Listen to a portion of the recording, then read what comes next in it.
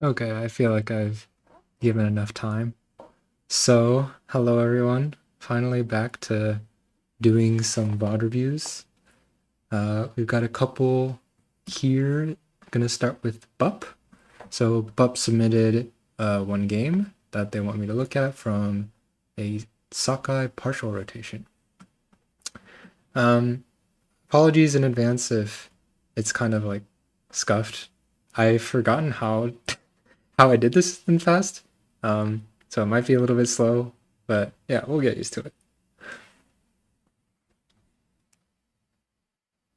All right, Issy, no worries.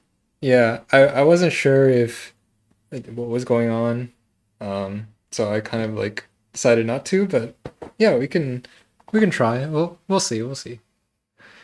Okay, so oh yeah, I was going to not show the URL for the unlisted VODs, but then I don't know, I didn't figure out a good way to do it, so sorry in advance. Let me know if the volume is okay.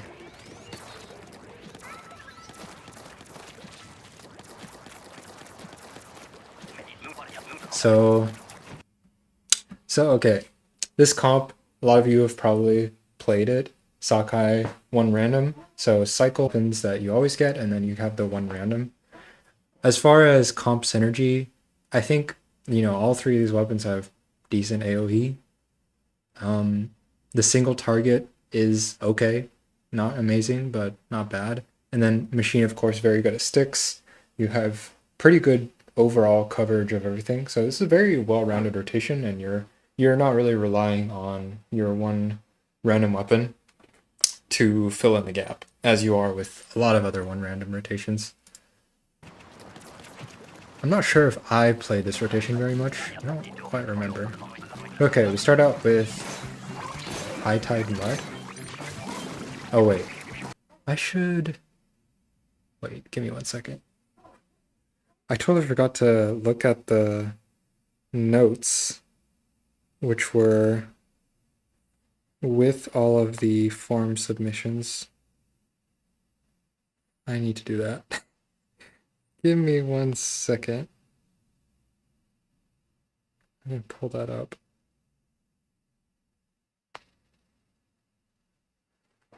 Wait, let me do this.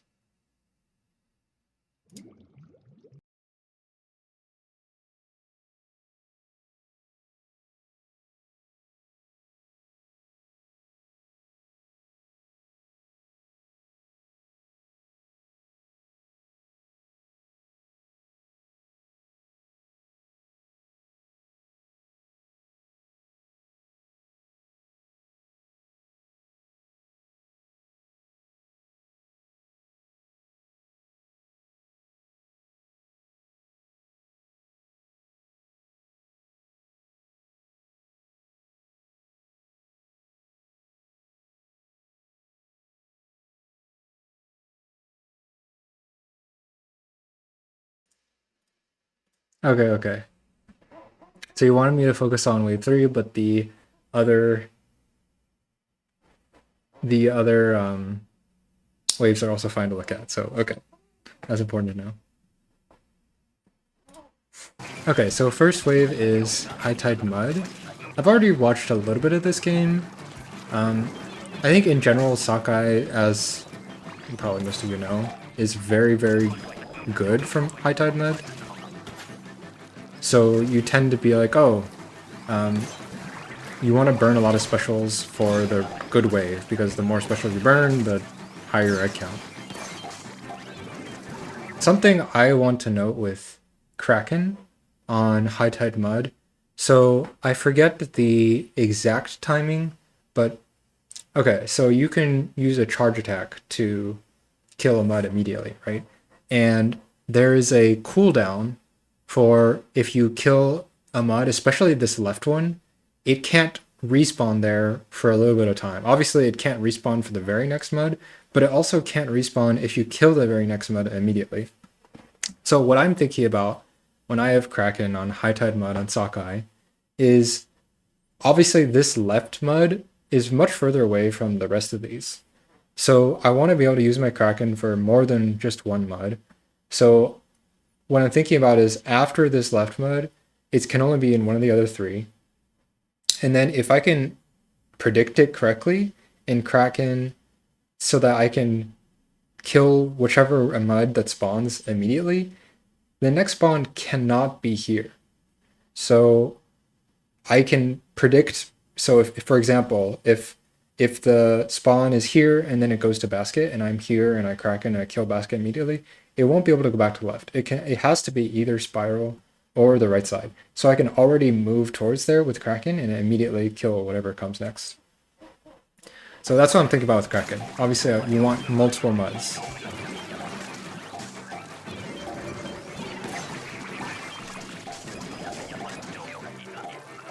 So this is kind of a small nitpick. Taking this egg away is something that you kind of want to try not to do. So when you pick up this egg here, ideally you don't take this away. So either you deliberately don't pick this up, or you throw it back or something like that. Didn't know about the cooldown, Edgard. Yeah, it's not like a common. It's not common knowledge. I forget exactly when I first heard of it. I think it was probably during Bay Extra Work, which was one of the extra works with Mudmouth. Some top teams use that. If you pre-bomb a mud 3 times, which of course you really only can do consistently in scenario, if you kill it immediately like you could with a Kraken full charge, then you can prevent the mud, or you can spawn the next mud quicker, and then it might have made it so that the mud spawn changes. Anyway, okay, so yeah, you probably know this, but yeah, this is a common thing that you forget how easy it is to like want to focus on other things. But this is one extra egg, essentially a like a 0.5 second score egg that you're taking away from basket, and making it harder for you to grab an egg from here when you kill the mud. So let me see if I can pull this up. I don't know if you do this again. I didn't watch through your whole VOD, but maybe worth it to write it down. So how do you say this? Don't take away eggs from basket. Sure, we'll just say that. Okay. It's an unfortunate desynced bomb didn't go in. So here we have, if you didn't know, at 50 seconds, if there is not already a mud lined up to spawn, then there will be some other mud that spawns. So generally, you want to consider using a special to kill that 50-second mud, or whichever of the 2 muds that spawns. Ideally, there's 2 muds. Sometimes they overlap so that there's only 1 mud that spawns, but usually there's 2. So again, Kraken is one of those specials that can get 2 of the muds, and it's a special that I'm thinking about using. I don't know what other specials you guys have, but of course, Strike is one. Strike is very good instant kill of 1 mud, or I shouldn't say instant, but quick kill. So okay, that's fine. Again, maybe I'm thinking about wanting to use Kraken.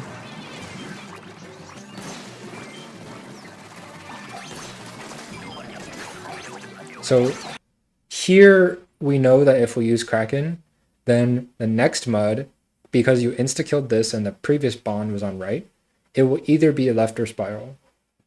So I would have probably used Kraken here.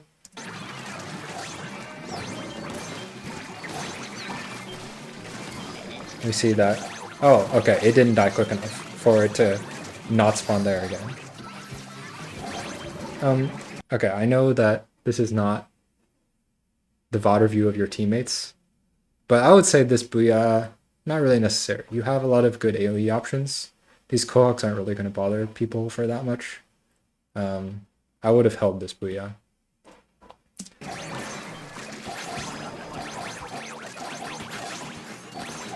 And if you held that Booyah, you would have been able to kill this one and maybe get a basket spawn.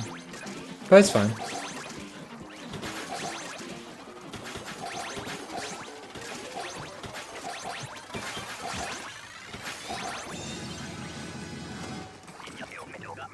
Okay.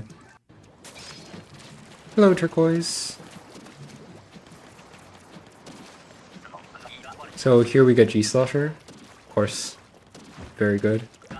Not much to say there. It's good to note that you have it though.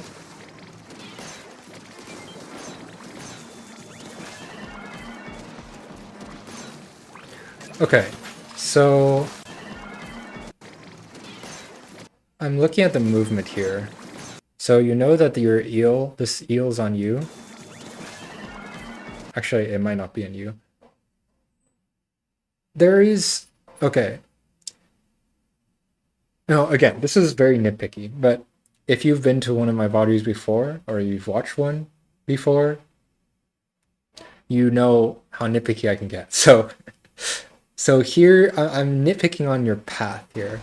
There's a lot of time where you kind of just don't really do anything. And what you could do here is I would have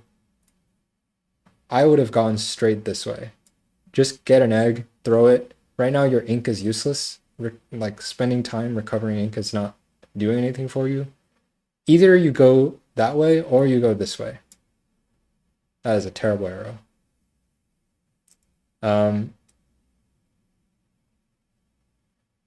Jumping when tossing the egg slows down ink recover.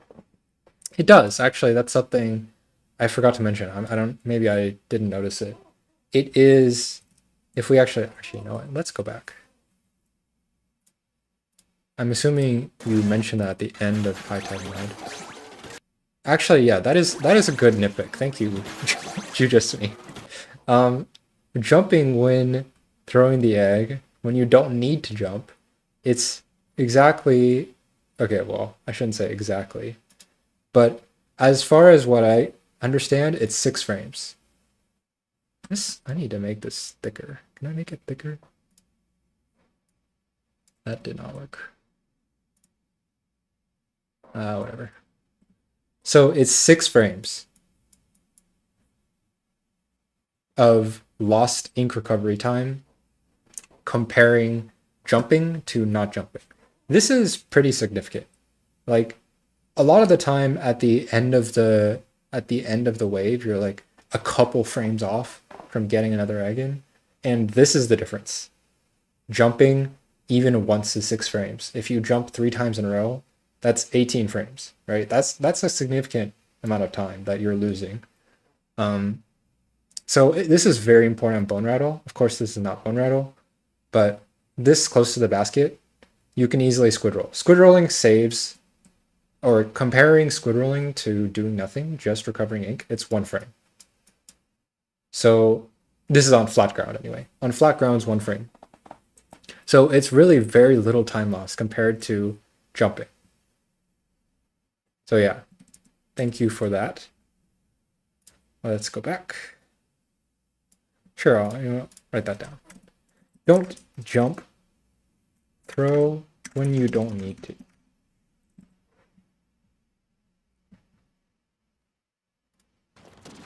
So again, very important on Bone Rattle.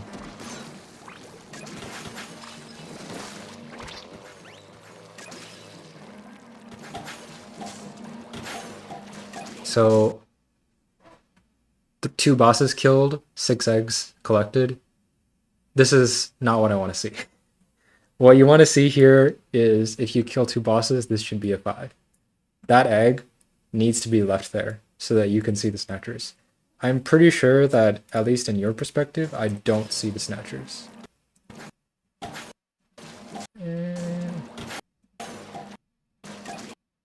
I don't see them. Maybe someone with a Hawkeye can point them out to me. But I don't see the snatchers. And if someone leaves one of these eggs here, then you're gonna be able to see the snatchers a lot quicker. And pretty important on Sockeye Normal Tide. When you have this snatcher and this snatcher that can optimize some stuff versus the other snatchers that optimize basically nothing.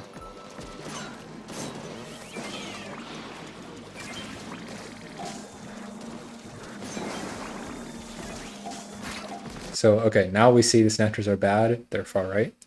So it didn't really matter. But again, it's important to know that as soon as possible. When you're already at 60 seconds, your timing for when you can kill spawns immediately on the optimized side is like, at least on Sockeye normal tide, it's around 50 seconds.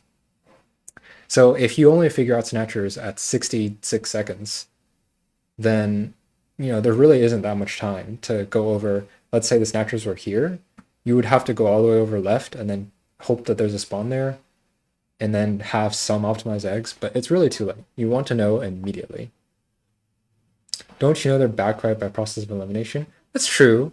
That's true. You could see, oh, the snatcher is not left. It's not top left. It's not back right, or close right, so it must be top right. That's true. That's true. That's something I don't like to rely on, just in case of that not being the case. Especially because the eggs were picked up pretty quickly. But yeah, that's true. Process of elimination, very nice to use.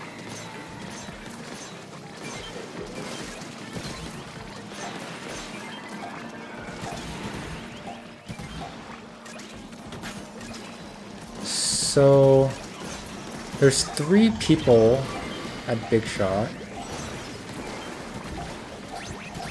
Okay, 1 leaves.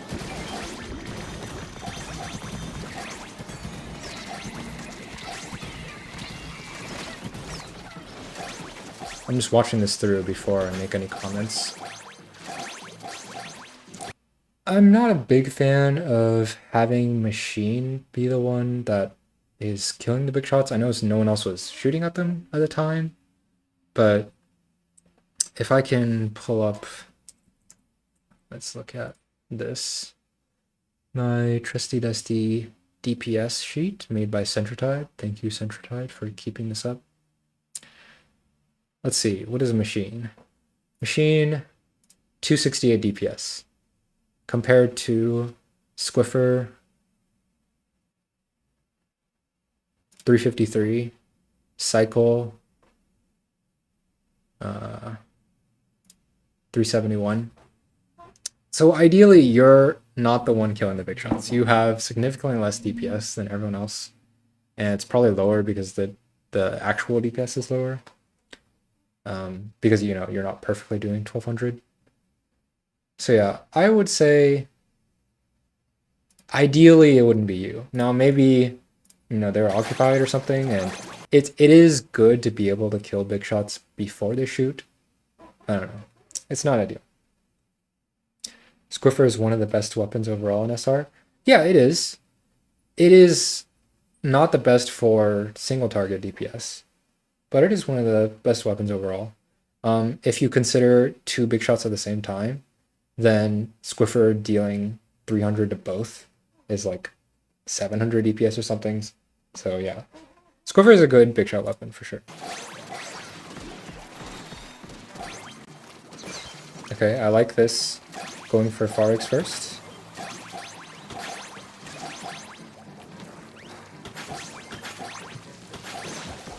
Maybe you could have gone up top, but overall that wave went pretty well. Helped probably by the G-Slosher. So now we have Splash.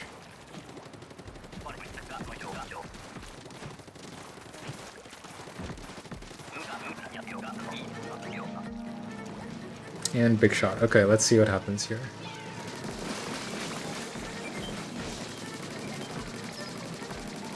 So generally speaking, when I think about who should be at Big Shot, I like to think about who should be at Basket. So most people think about, oh, this weapon is the strongest. That means that one should be at Big Shot.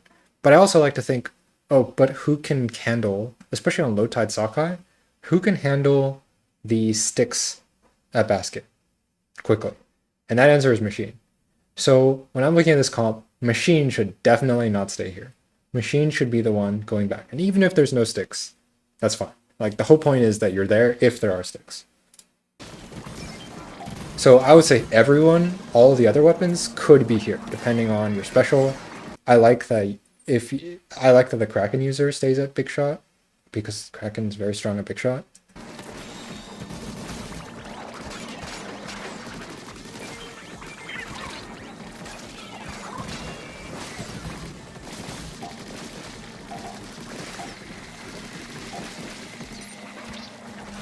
I'd like to see more help from your teammates here.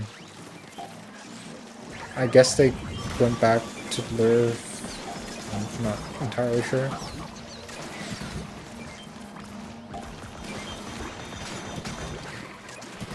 So this Kraken usage was used mostly for these Quahawks, right? And then the flyfish was already whaled. Maybe it was just an overlapping special then. Yeah, because you used it right as the whale was used. So unfortunate overlapping special then. So yeah, here we have Squiffer Splash. And I think that's a pretty good split. So 2-2, Squiffer Splash here, Machine Cycle at the basket. Yeah, it's fine. Maybe you could argue 3-1 when needed.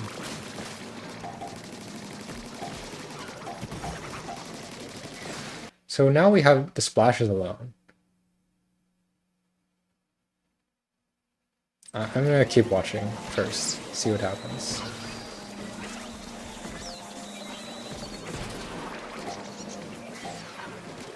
Okay.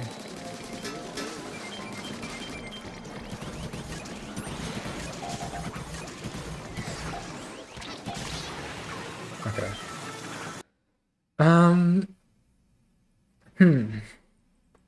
I want to figure out why the others went back. Why did they go back? What are they doing? There's the Scrapper didn't go. The Moz didn't go. Oh, a Flopper. A Flopper went. Okay. That's pretty much it. So yeah, this is tough. You just me thinks overstaying Big Shot. Yeah, so at this moment, I would probably consider going back, and with the intention of returning later. So this car is untagged. Maybe you could go over to kill the Stinger too. If whale was just used, maybe you're out of specials. I'm not entirely sure. I haven't been keeping up. But staying alone here, it ends up working out, at least to some extent. But you do keep a lot of lureable bosses here.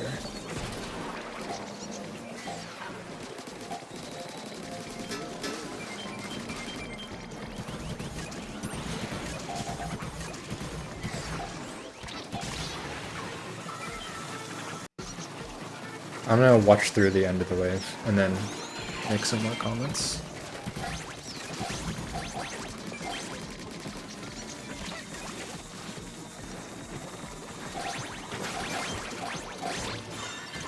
So this car isn't even killed at the end. So this is a tough wave. Obviously, low tide, Big Shot on Sakai is not the easiest thing to deal with, especially when you have like no snatchers that actually help. So you have a lot of statics in the beginning, which means you have a lot of eggs here. Something that you can consider doing, maybe you would not actually consider doing it here. There's 3 floppers, right? Like there's 3 floppers. So killing these floppers will of course allow more floppers to spawn. What you can also do is leave floppers alive so that more floppers cannot jump to you. Now, in this case, that's probably not what would be the best. I'm just mentioning this as an option because most people don't think about it.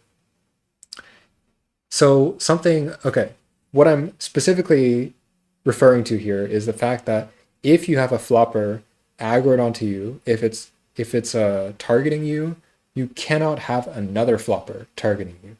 So if there's one flopper at big shot and you're the only one there, the next flopper that spawns will not jump to you if you keep this flopper alive. So you can make that decision sometimes, even if you have two people. If you have two people at big shot and there's two floppers on you, if you keep them alive, that third flopper will not jump to you. It will jump to basket. Now, of course, this makes it so that your paint, the floppers will paint over around you and maybe make it hard for you. And sometimes you won't be able to paint them in time. So when it's two floppers, it's kind of hard to make that decision. I would probably also kill them here. But yeah, it's something to keep in mind.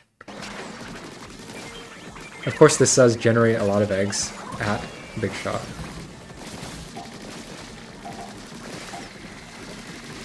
So here even, I would probably consider leaving. So I would think about going with your teammates. Everyone's gone. How long is a flopper considered targeting a specific person? That's a good question. I am not 100% sure. I would say that when it starts like diving towards you, like shooting its circle, that would be the start of the flopper targeting a specific person. When it decides which direction to jump to, that would be the start, and then the end would probably be after it dives in the ground. I'm guessing. No, is that true? Yeah, that is true. Because if you have a second flopper that targets you right at the right moment, could it jump to you? I'm actually not sure. Huh. I haven't thought about that. But if you keep it alive either way, there's only one flopper that could jump to you. If the second flopper jumps to you, then that first flopper will jump away. So they can't both be targeting you unless it's something weird like on a king when it's the same frame, when they go at the same frame. Then they can both target you, but that's not really going to happen in a regular game. If they could use the terrain that's metal. Yeah, so you can also delure the flopper, of course. So it's a little bit harder to do here. I'm looking at the areas you could do it. You could use the water. You could... I've found that the cannon is pretty hard to do it on. So I usually don't recommend doing that. But yeah, you could use the water. You could use these ledges. You can use the other ledge on the other side. Waiting for you to turn around. This ledge you can jump off of. This is the one I usually like to use when it's this big shot. But it's very hard to coordinate that. If you have multiple people, it is probably going to happen that the other person isn't thinking about flopper dealering while you are, and then they think of, oh, now I need a flopper dealer, and then you're preoccupied with something else. It's a little bit harder to do, especially if you're not in VC. Now, it is still possible to do. I've just found that it's way more useful to do when you're alone, and you can guarantee that the flopper is not going to come back to you.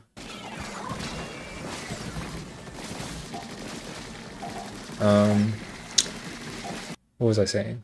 Yeah, this stinger, I would probably make that decision to kill that stinger and then leave. And then you see this fly fish, and you're like, oh, I got a kraken. And then the whale comes out, and then you're kind of stuck here. Yeah, it's kind of tough. I think the wave was made much harder because of that overlap special. Because otherwise you would have a kraken for later. So yeah, this is... Now you're stuck here because you're in kraken and you don't want to waste your kraken, which is fair. Even though it's kind of wasted anyway. But yeah, that would be the other point where I would consider leaving. The main issue with this wave is that you were not on the same page. Recess says anticipate lurables. Yeah, you could gamble. You could say, oh, the next spawn will be a lurable, which means I should go back now.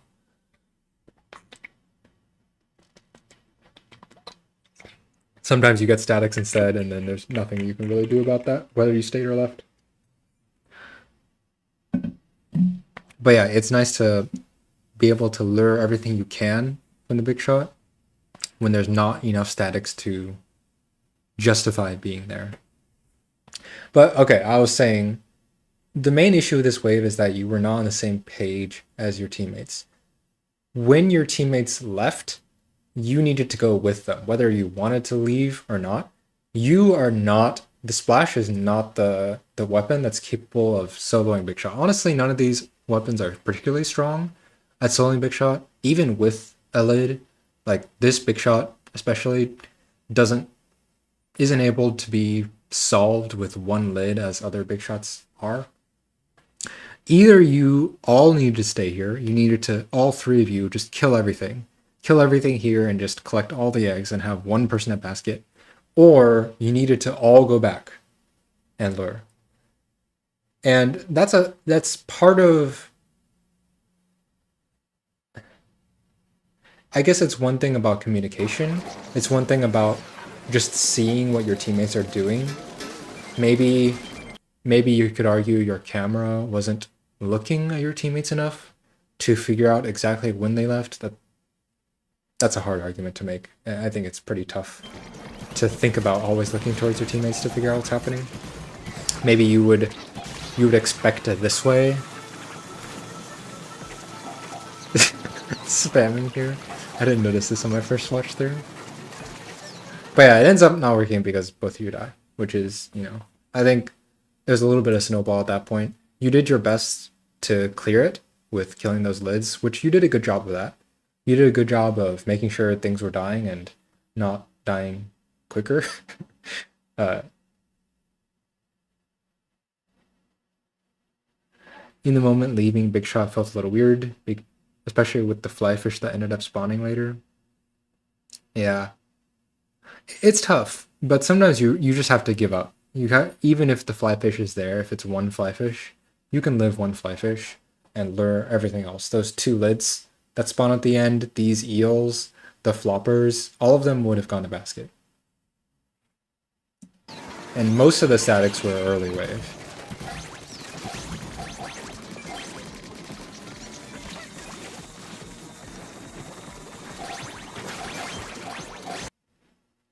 Okay.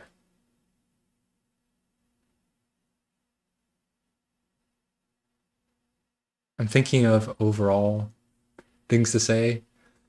There isn't a lot I can say based off of one game.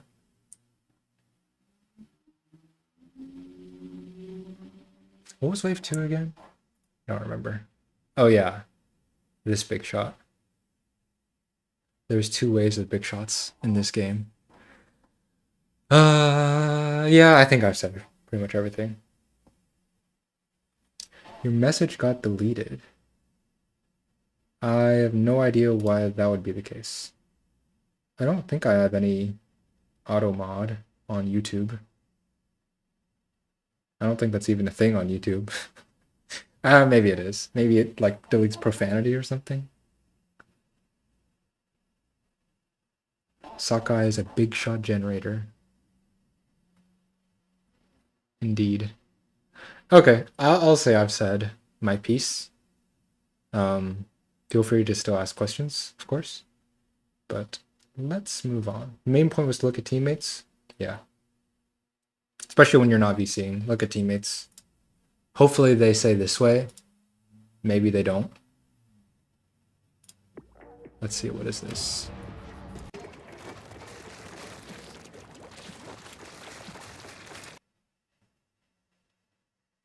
Okay. Well, let's update everything. This may be a slow process. Sorry in advance.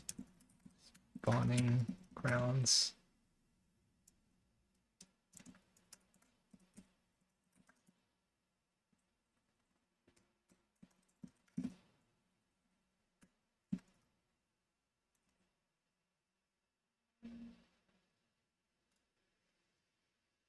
Of course. No problem. I've been meaning to do it for forever. Sorry it took so long. At least I got it done eventually.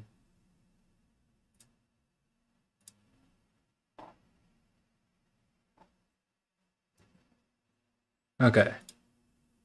That should be good. Alright. So Stick submitted 3 games to me. I believe they're all from the same rotation. This rotation, Sploosh Jet, Paintbrush, Undercover, I believe this was after? No, this was before the Paintbrush buff. So this was like slightly weaker Paintbrush. I guess it was still fine. You've got 2 light weapons, Sploosh and Undercover. Sploosh, of course, much more mobile than Undercover, but both can go out and get far eggs fairly easily. Jet, your long range, both stinger killer and also stick killer. Paintbrush is your overall kill everything, the AoE of the comp. I don't think I played this rotation, but it's a pretty good rotation. I'm personally not a fan of Paintbrush. I don't like how it feels, but I can't argue its DPS number is big. Big DPS number. So something I want to note, this is not related to this VOD review. I have reviewed Stick's footage in the past, and something I mentioned before was the gameplay felt too chaotic. It felt like you were trying to do too many things at once, and you weren't able to do the thing you actually wanted to do well. I think it was also on grounds. So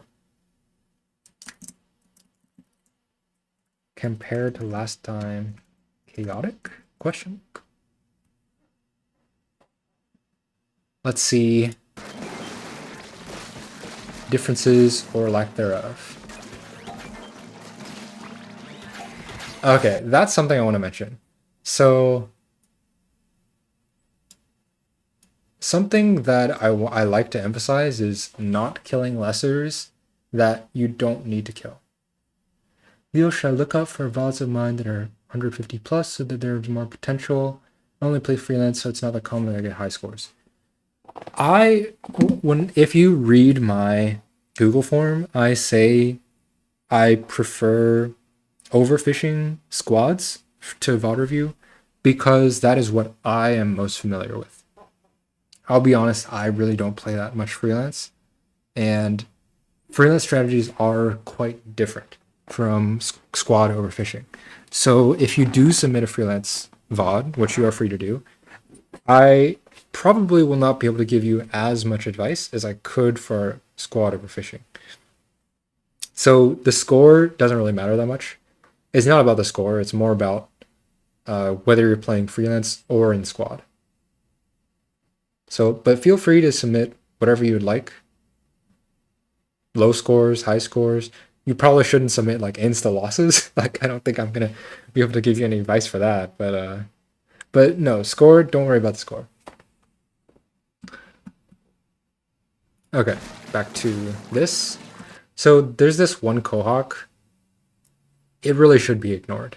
So there's a couple of reasons you want to ignore this Quahog. First, obviously it takes time to shoot at it. Yeah, okay, simple. Simple enough. It takes time to shoot at it. You don't want to take the time. You want to not do that. The second reason is because this Quahog being here contributes to less Quahogs or wherever else they spawn. So something that changes a little bit is based on the map. Some maps you want to kill the lessers immediately. Some maps you don't. The two extremes, I would say, are Yard. On Yard, you often want to kill them immediately. On Bone Rattle, you often don't want to kill many lessers at all. Grounds is kind of in the middle. I would say this Quahog, don't kill this. This is time you don't need to spend.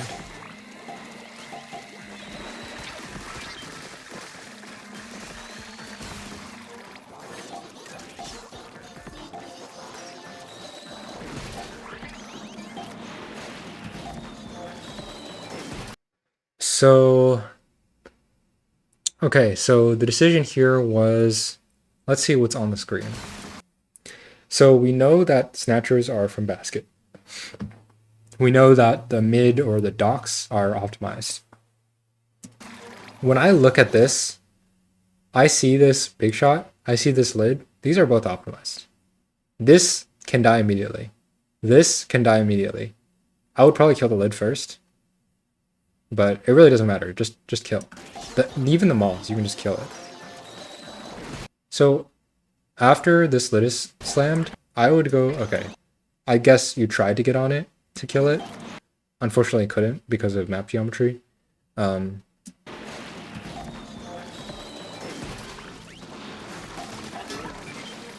Okay.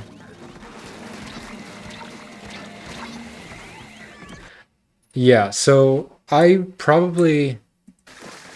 There's, I guess, two things I would have done differently here. I could not slam this lid. Instead, go straight for the big shot and kill that so that no waves spawn out.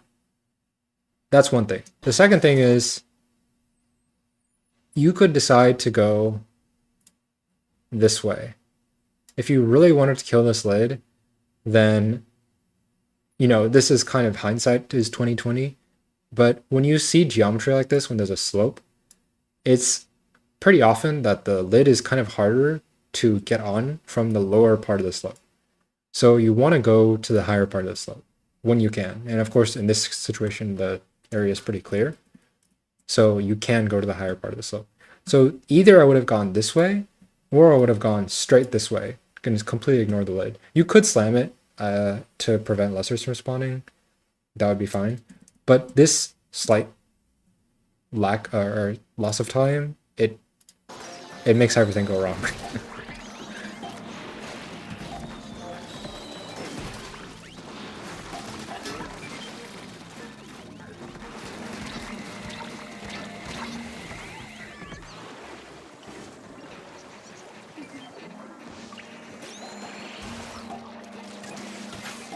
So these are optimized. There's really no need to do that.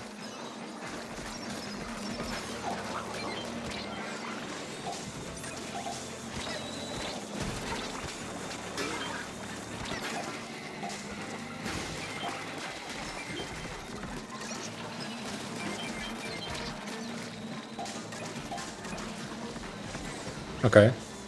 So I like this decision. You recognize that this is the bigger importance than staying at basket and collecting these eggs. Unfortunately, you take an egg away from basket. So this is again similar thing that we just mentioned with BUP. Taking eggs away from basket. Try not to do it. If you can, don't do it. I actually give credit to Bic for mentioning this first to Sadface.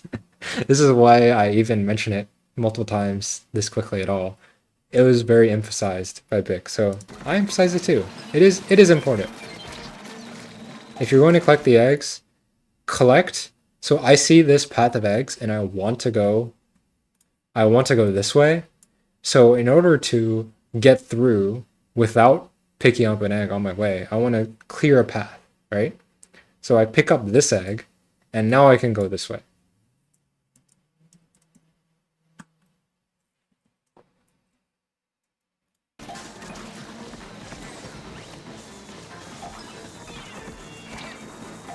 The bomb was well placed though. Good mechanics there. And good recognition of the fact that you can't go for this. I guess you could have gone for this flyfish eggs, but you probably know there's enough eggs at basket so that there's no need to go for this flyfish eggs and have to dealer the flopper. If there weren't this many eggs, and if you didn't know that there were more eggs coming from Big Shot, then you could probably make the decision to drop there and get the egg, at least one, maybe two eggs from that flyfish. But yeah, good decision not to in this case.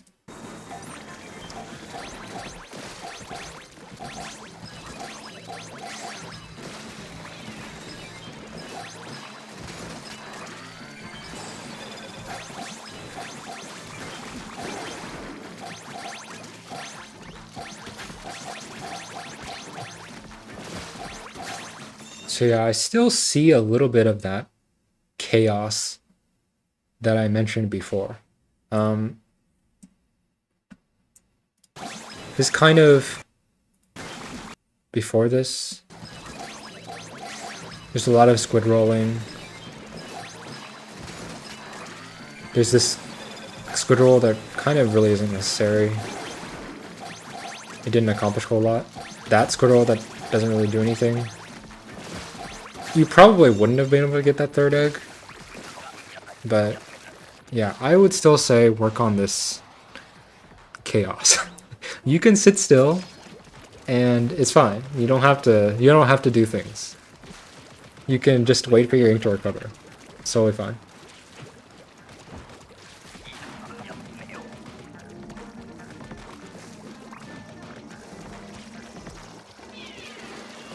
This is maybe this is something that I take from PvP. It's like, or not even PvP. There's like this racing quote that I know of. It's like, oh, you know what? Never mind. I don't remember it well enough. But the point is, less is more. You're doing too much.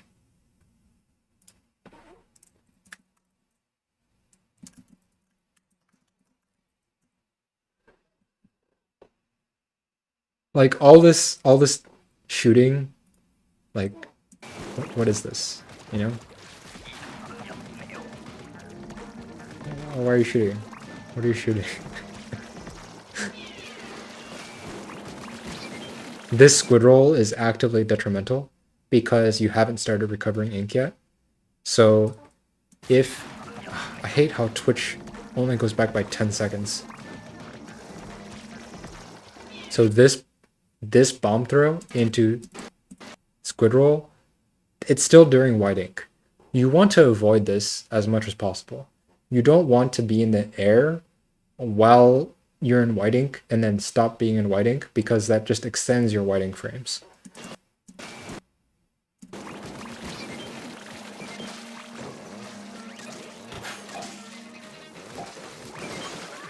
And then another thing, so I mentioned earlier that squid rolling on flat ground is 1 frame of disadvantage. If I squid roll on a slope, it's more. So like this squid roll here. Oh, I didn't go back far enough. Like here. That squid roll wastes more ink than just 1 frame. It's like, I don't know, guess like 3 or 4 frames. Something like that. So again, these squid rolls are not necessary. It just loses you frames. Each additional one, just it keeps piling up, you know?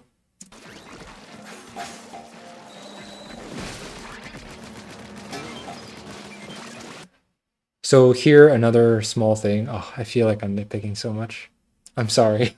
I'm sorry in advance. Okay, another thing though. We're gonna mention it because it's important.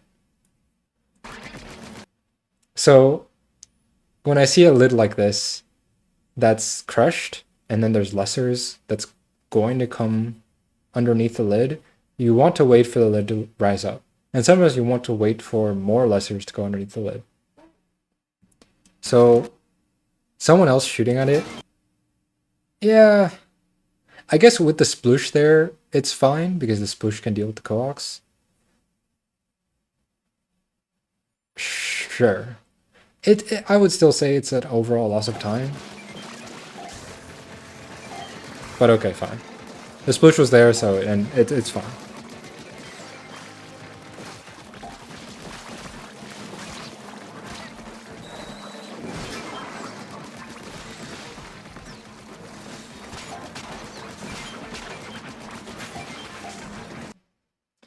So here again, I'm thinking of doing too much. So in every comp, you need people to get eggs. And often the person or the weapon that gets eggs is the one that otherwise doesn't do very much. And in this comp, that is Jet Sculpture. Actually, let me go back to this thing. Jet Sculpture, 300 DPS. And then we have Undercover at 346. I actually forgot this number. This is why I went to check. Undercover slightly more DPS. The rest of the weapons, of course, way more DPS.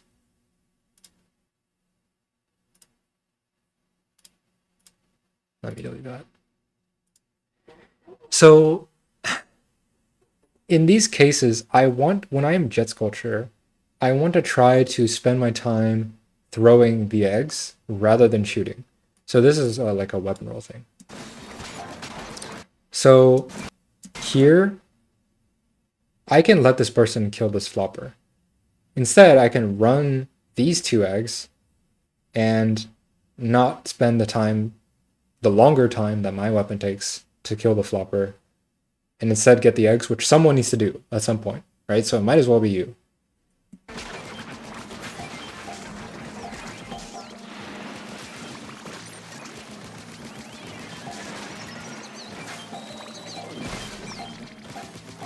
So example here, the sploosh is already there. You don't need to be shooting there. You can just go right to the eggs, do nothing else, recover your ink, throw an egg, recover your ink, throw an egg. Like, there's no need to do anything else here.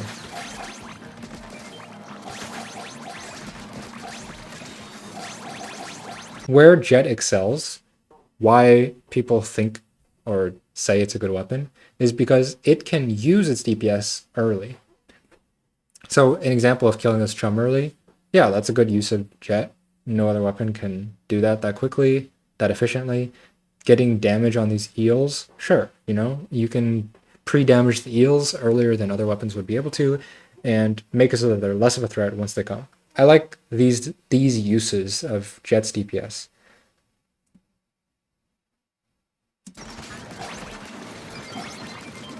And of course, being able to kill steelheads. So one reason that you kill these here, these eggs are optimized.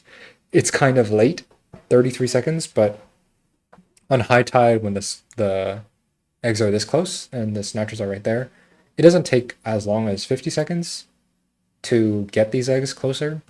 So yeah, that's worth doing. Okay.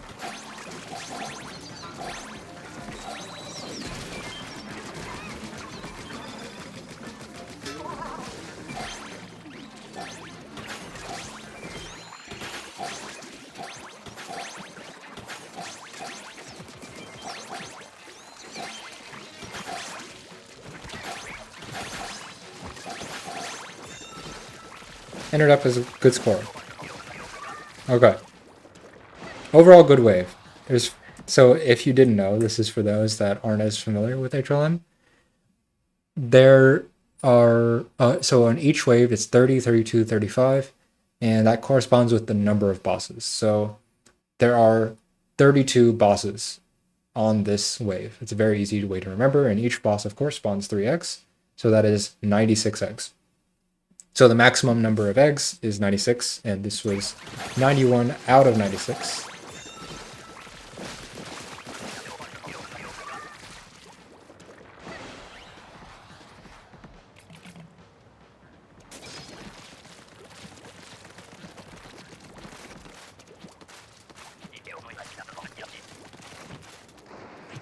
No, I forgot to look at the notes.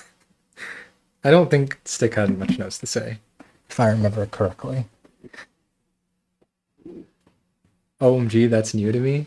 The number of bosses corresponding with this is only at HLM. So don't use it for the other hazards. Just so you know, it's only true at HLM. Yeah, the neat thing, even if you aren't new to HLM, maybe that helps.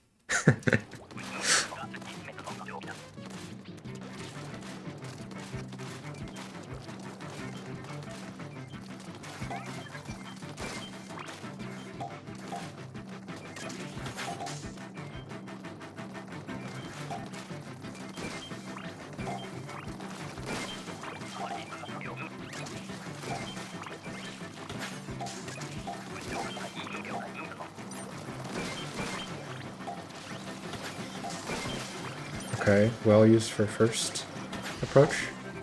I'm kind of just watching this first. I don't mind this weapon. What's it called? Positioning. So something you probably know, but I'm gonna mention it anyway.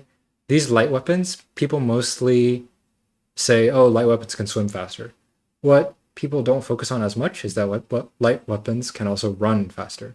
So on the grates, if you have a light weapon like undercover, it is nice to be able to run faster on the grates. So even if you don't have as much range, you have enough range, right? It's high tide, it's not normal tide. Maybe on normal tide you still want undercover in this comp, to be honest.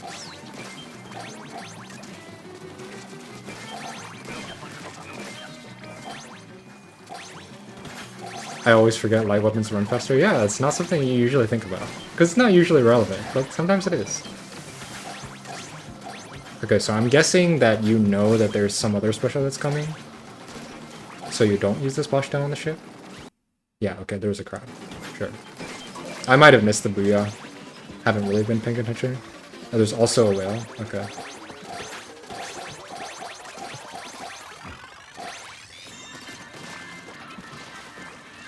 Okay. I don't really have too much to say about that. I think the positioning is correct. That was fine. Splashdown for Increfill goes so hard. I mean, it's better to use it. Certainly better to use it than not to use it.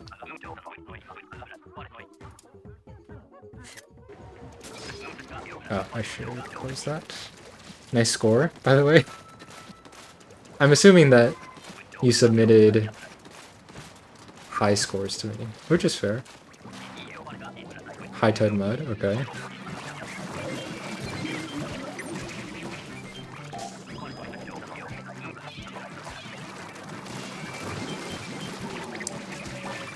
So we see basket snatchers, which means this one is optimized.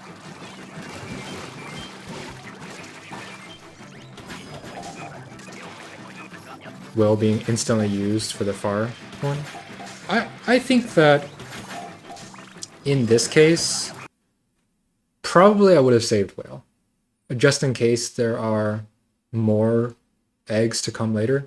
And the reason for that is because the snatchers optimize these eggs, so you really don't have to throw all of them. And they also semi-optimize these, like they can kind of bring them here.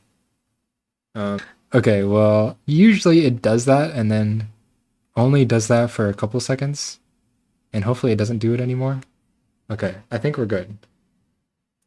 Let me... Well, nothing really happened. Maybe you guys weren't able to hear me well. Yeah, we should be good now. Okay, so... Audio is normal? Okay, that's good. So it's just the video.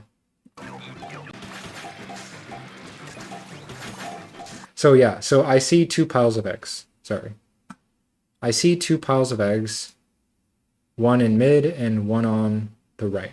And both of those are kind of optimized, and you don't really need to go those eggs now, so you can spare 3 people to bomb here. I would probably not use whale. I know, okay, again, we're not reviewing their teammates, but okay, this is what I'm thinking about. However, I would not have made this decision. You know that those... So, if you weren't aware, the eggs on the grate are not really optimized by these basket snatchers. If I can pull it up really quick. Salmon Run? This thing? That's not right. What is it?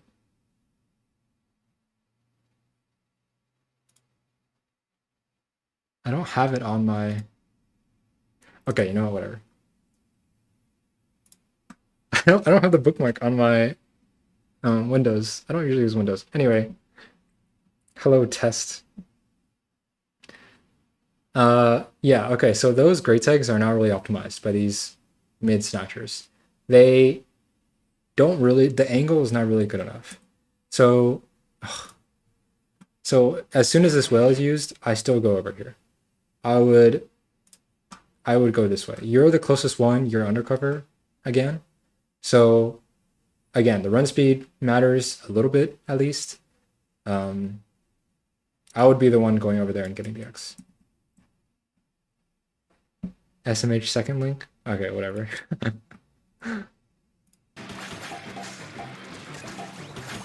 instead of, again, getting these already optimized eggs.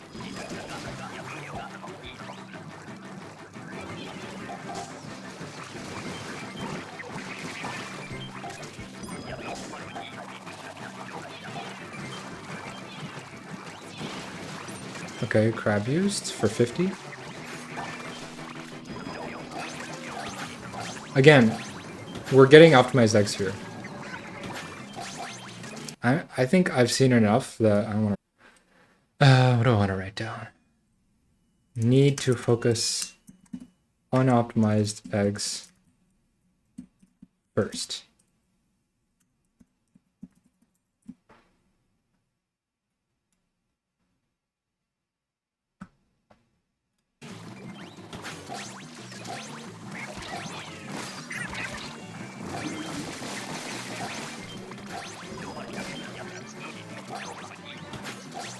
I would also be thinking about using strike here.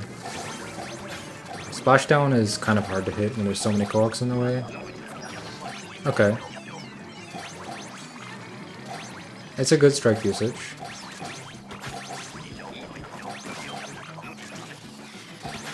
And another whale. Okay.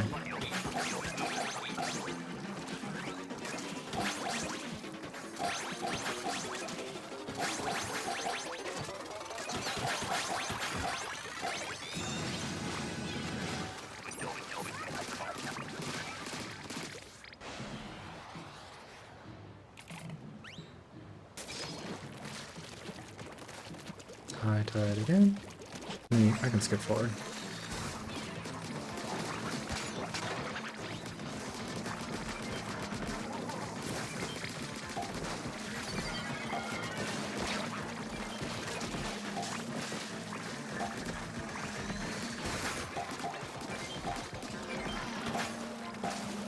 Okay, so it's good that you're noticing the sticks and killing them immediately. That is your job as the jet squelcher.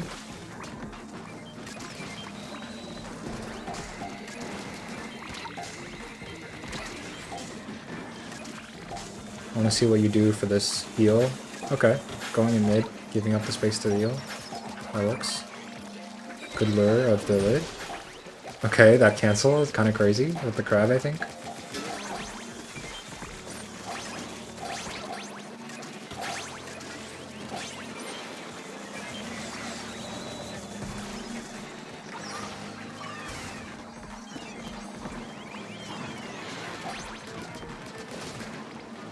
Oh, unfortunate miss there. That is something important. So this is more of a educational moment for everyone else rather than an actual VOD review moment. But okay, so most people know spawning grounds, high tide, the far flatfish, you can cripple it. And there's no other spawns in that location, so you can't get another far flyfish. There's only one spot there, so every other flyfish will be pushed to over here if you cripple that one. But it is also very important that when you can, you kill it right when there are no possible other flyfish that can spawn, which is 28 seconds. At every hazard, it's 28 seconds. So killing it at that moment was the perfect time to kill it. So that was a really good strike. Unfortunately, I missed. So, okay, not a perfect strike, but the timing was correct. You want to kill it right at 28 so that there's no possible way that another flyfish can spawn there.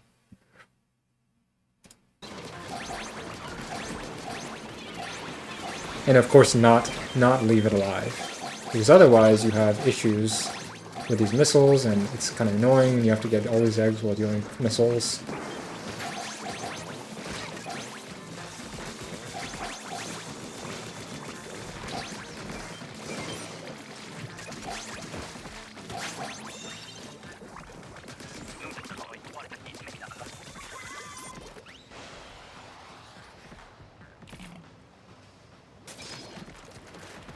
Now we see normal tide. Okay. I keep forgetting I can skip through.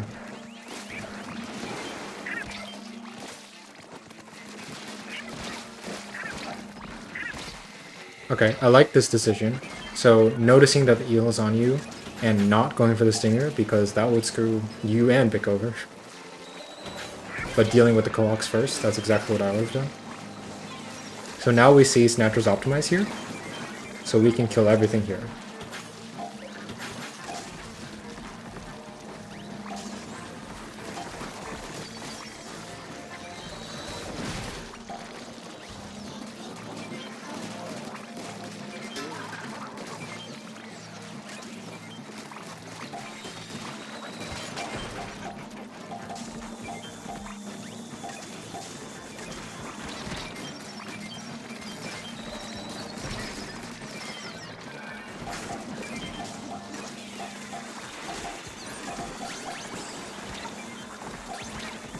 Now that's good, what I like. Parrying the damage of the missile.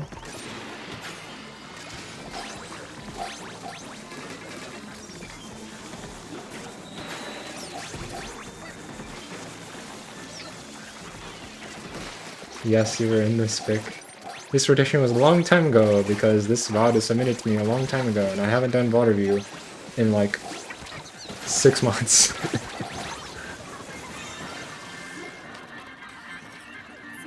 Okay. So, yeah, I don't know. I don't really have much to say here. Again, like, I could say, oh, these excessive squid rolls will each lose you a frame every single time you do them. But overall, the gameplay is good. I like the decisions you're making. I generally like the awareness you have. During this wave, anyway. Yeah. I don't have too much to say. Maybe you could have focused the fly fish a little bit earlier rather than getting eggs around basket. So maybe like this was 2024 October 10th. Yeah, that makes sense. That's around when I did my last VOD review 6 months ago. I hope that my next one will not be so late. So okay, there's a low tide fly fish here. Where does the end spawn fly fish? Okay, I see a great fly fish at 51 seconds. Does someone go for it?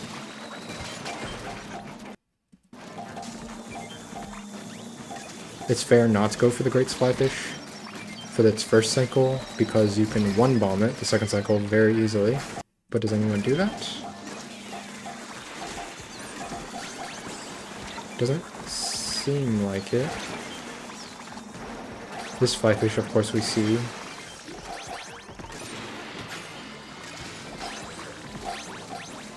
Also stays alive. Yeah, so that great flyfish was never killed.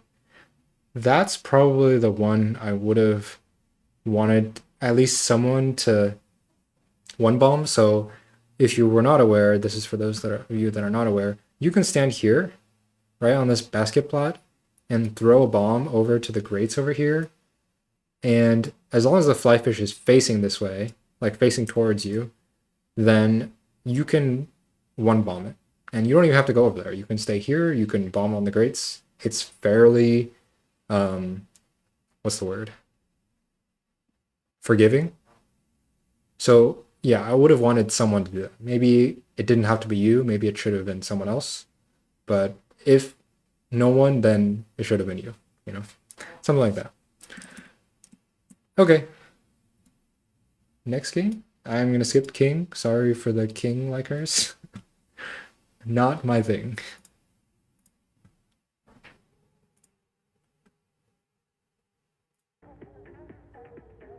Hello, Stick. Nice to see you here.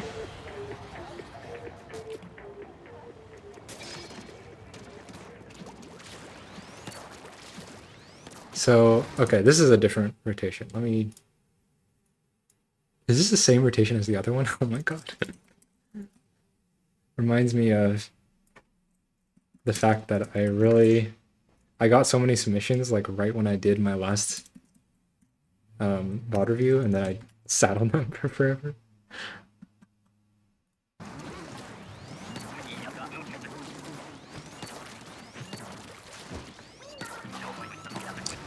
Low tide ship, okay. And we have G-Roller, which is not a great weapon. So I agree with Squiffer being the one in the back. Okay, since Sadface mentioned it, let's see if I can find Salmon Learn again. Okay, where's Salmon Learn? Salmon dash learn. This one. Okay, there. Salmon dash learn dash NW. Okay. Okay, low tide. Hakobiya. This is low tide ship. So these are each of the crate locations in case you have not seen this website before. I should probably link this in the description. Hopefully I'll remember to do that. So Sakai low tide. Generally speaking, you want to have your longest range weapon covering like these crates. Then you want to have like probably 2 people covering both halves of here. I think, if I remember correctly. Then you have 1 person in the middle. Is that right? This doesn't seem totally right. Maybe it's more like this. This. I don't know. I guess it's kind of flexible.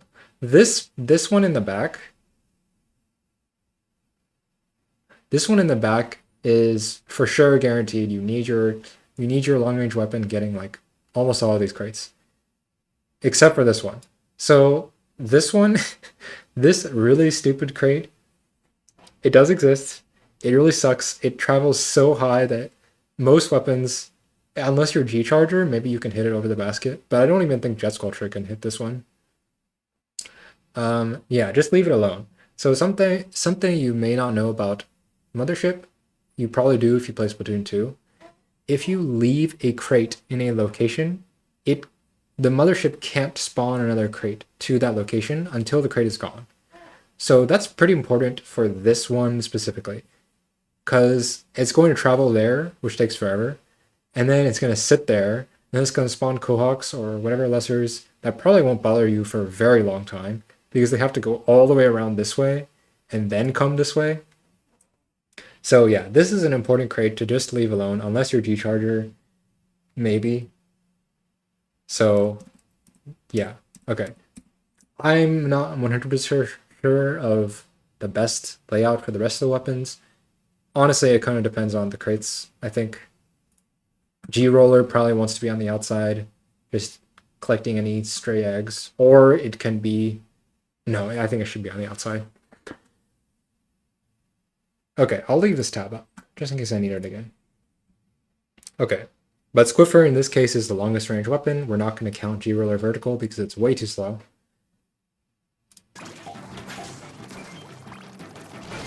And as the longest range weapon, you really don't want to worry about eggs that much. You want to focus on the crates. And in this case, I don't mind the machine and the Squiffer helping each other out. It is pretty hard with Squiffer. Like, Squiffer is not really the longest range weapon that can cover everything like I showed in the diagram. So having machine to help is fine. Jujusmi says, problem is Jewel hardly kill any cooler, so it needs to dedicate to egg delivery. That's true, but what it can do is if you have like very few crates in the outside, like let's say you get this one and then this one, G-Roller is really nice to like go here and okay, let's assume that you're killing this crate, right? You see it in time while it's traveling so that you can roll over there and get this crate, and then you can roll over there and you're already there for this egg. Unfortunately, G-Roller is not really that good near the basket, and the reason is because it's heavyweight. So it's better to have like a normal weight weapon that can egg throw and then swim some eggs and then go back. Like, for example, if I have an egg here, I can egg throw this and then get on my way to basket. I can swim, get this one, and then go back over here. If you want to egg throw with G-Roller, then you need to recover ink. And while you're recovering ink, you're not traveling fast. You're traveling slow because you're a heavy weapon. So I think G-Roller's best strength is going and getting really far eggs because it can travel really fast between them. Now, like you said, it's hard to kill coolers. So this is only an ideal circumstance where you can see the cooler early enough so you can travel over there and kill it and then travel over to wherever else.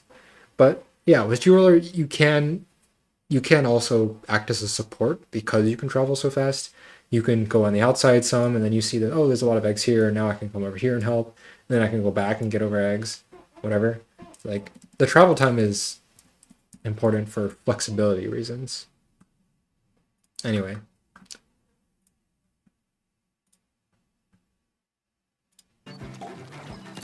Oh, I need some water. Talking so much.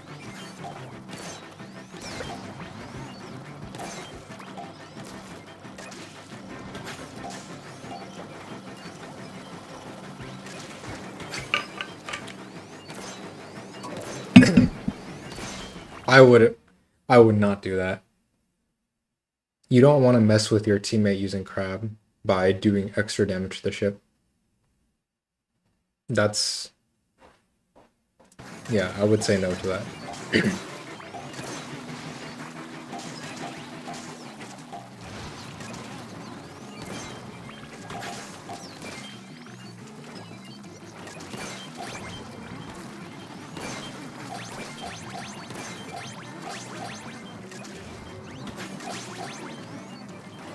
So, for example, you saw Big Papa kill that crate over there.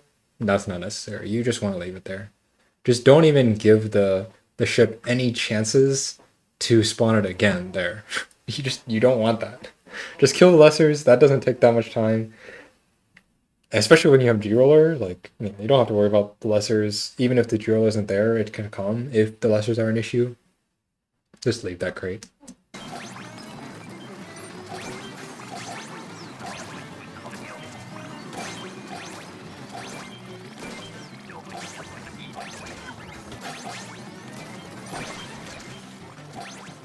Yeah, I generally just think there's a little bit too much focus on getting eggs, and not enough on getting crates.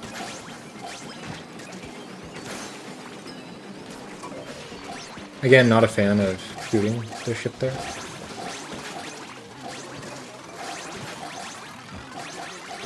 Was there caviar? I'm not exactly sure what happened there. But yeah, I think overall, longest range weapon, you want to focus more on the crates. Let your teammates get the eggs. Like, you want to get as many eggs as you can, but your first priority is crates. Wow, more mud mouth. Alright.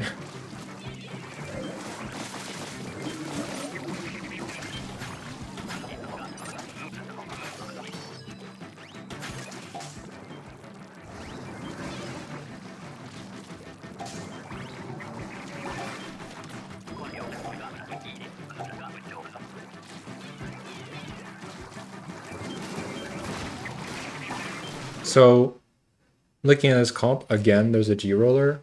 You don't need to be the one shooting. Just let the G-Roller deal with it. This is more weapon rules. I think you do a really good job with doing your weapon roll, but I think there are times when you step into others' weapon rolls too much. And it doesn't often interfere with your ability to do your own weapon roll because you do just everything.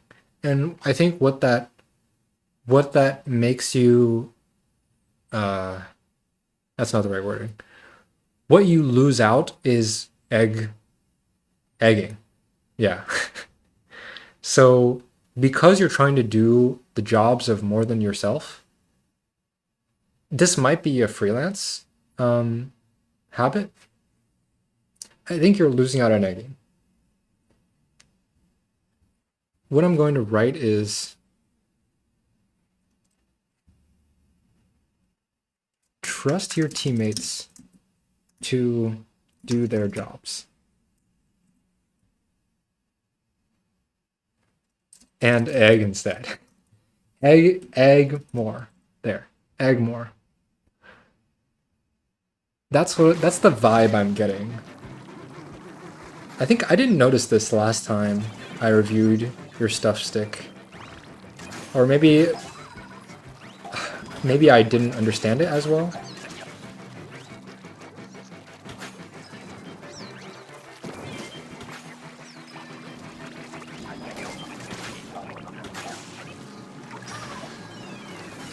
Okay, I like that decision. There's no snatcher there that you have to worry about. You need to kill that mudmouth as soon as you can because it needs to be killed quickly to optimize. I would say that, so the moment this mudmouth is hit, like the moment the snatcher spawns is around this time, 43 seconds. That's a little bit on the late side. The snatcher will probably come like very last minute, like 2 or 3 seconds left, maybe. So what I would do is I would probably go over there and help the snatcher by getting some of the eggs.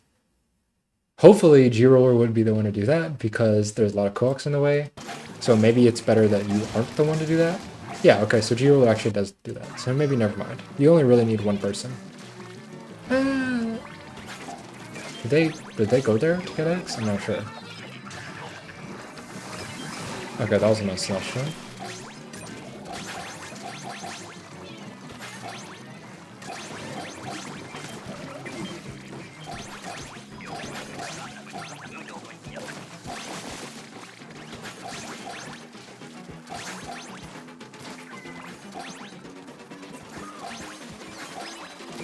So this time it was killed with 6 seconds left. So it turned out to be fine. 1 egg left, but that's fine. Okay, so it turned out fine. You didn't need to prime it, or not prime it, but help it.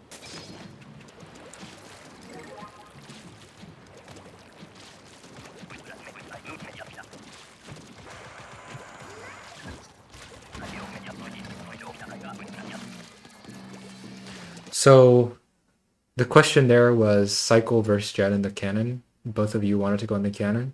In this case, Jet as a shooter with good mobility. None of these weapons are lightweight. Jet is the one with best mobility. I think you should not be in a cannon. You should be like the #1 person not in the cannon. Especially because you're host too. Like, that's very valuable. A shooter who's a host, you have very good egg running. It's better than everyone else's. So you should not be in the cannon. I would be picking between Machine and Cycle here. Scorfer is pretty strong, and I would probably not put it in the cannon as a result. It would be either Machine or Cycle. And to get Snatchers, that's true. It's not as important on this map because Snatchers really don't help that much. But yeah, that's true. I mean, Scorfer can too. Snipe Drizzlers from far away. Sure. I would say again, maybe less important on this map. Drizzles aren't a big issue because generally speaking, they're going to be on this side. They're going to jump over here. But sure, yeah. Oh yeah, I was saying between Machine and Cycle would be the cannon people. I don't really think it matters that much which one you decide to go with.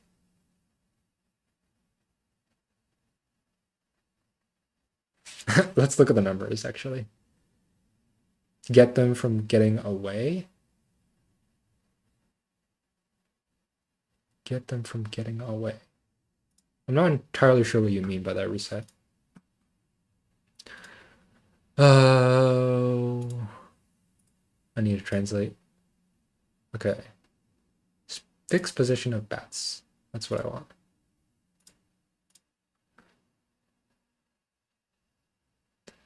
So we're looking at the Drizzler positions here. I would say that, like, it's generally pretty simple to make sure this Drizzler jumps here, this Drizzler jumps here, this Drizzler jumps here. And even if they do stall, it's not often a huge issue. Sometimes, you know, Drizzlers jump back here. Okay. Yeah, I wouldn't worry that much about Drizzlers on this map. I think it's pretty friendly as far as Drizzlers, as far as maps are concerned. There are other unfriendly maps when it comes to drizzlers. Bambrella has better mobility. Sure, maybe a little bit. Maybe. It's hard to say. Wait. I wanted to see.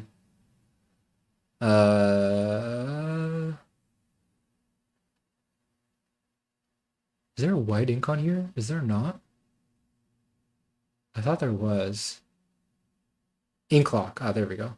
Sloshing machine, 42 frames. Cycle, 50 frames. Okay, they're about the same. Yeah, I don't know. I don't think it matters that much. Okay.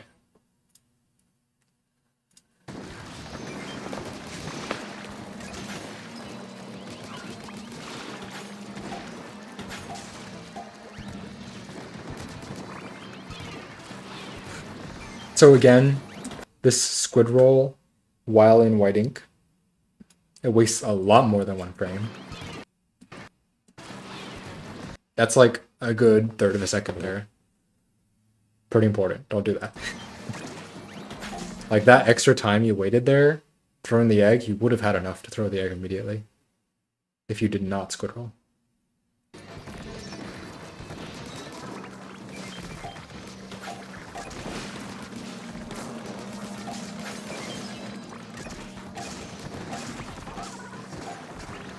Okay, so good drizzler rank here.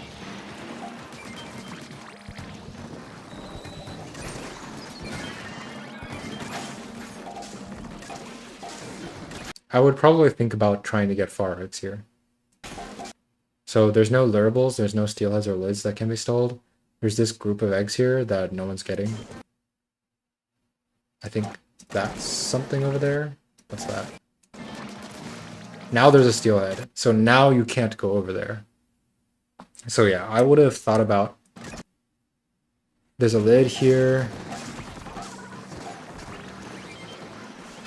And now the lid is close enough, you can go this way. Again, you're the weapon with the best mobility.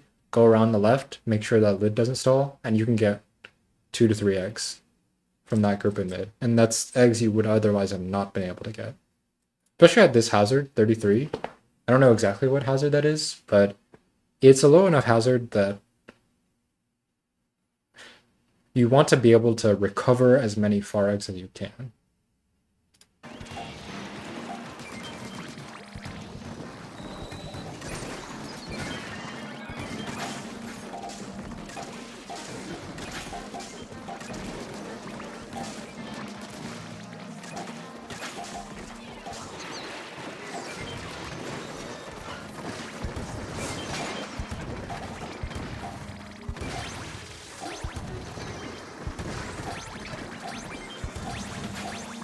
So I think you stayed a little bit too long in the cannon. I like that you were helping out, but again, this goes back to that thing I said about trust your teammates.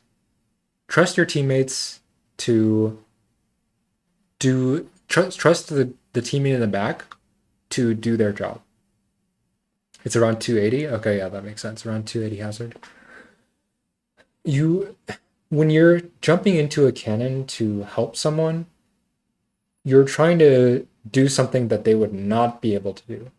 So in that case, maybe there were other things they had to worry about, and then you are the one that wanted to deal with that drizzler.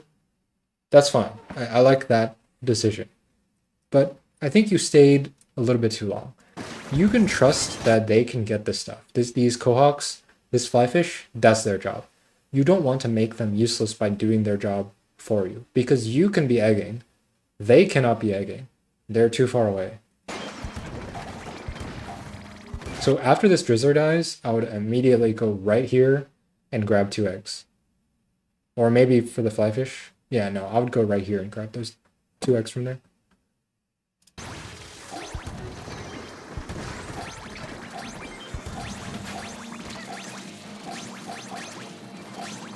Again, no lids to worry about, no steelheads. There's a scrapper here. That's fine. It's perfect far egg time. No need to get these basket eggs right now. Oh, there is a steelhead actually. Never mind. It stalled anyway, like, you know? It wouldn't have mattered.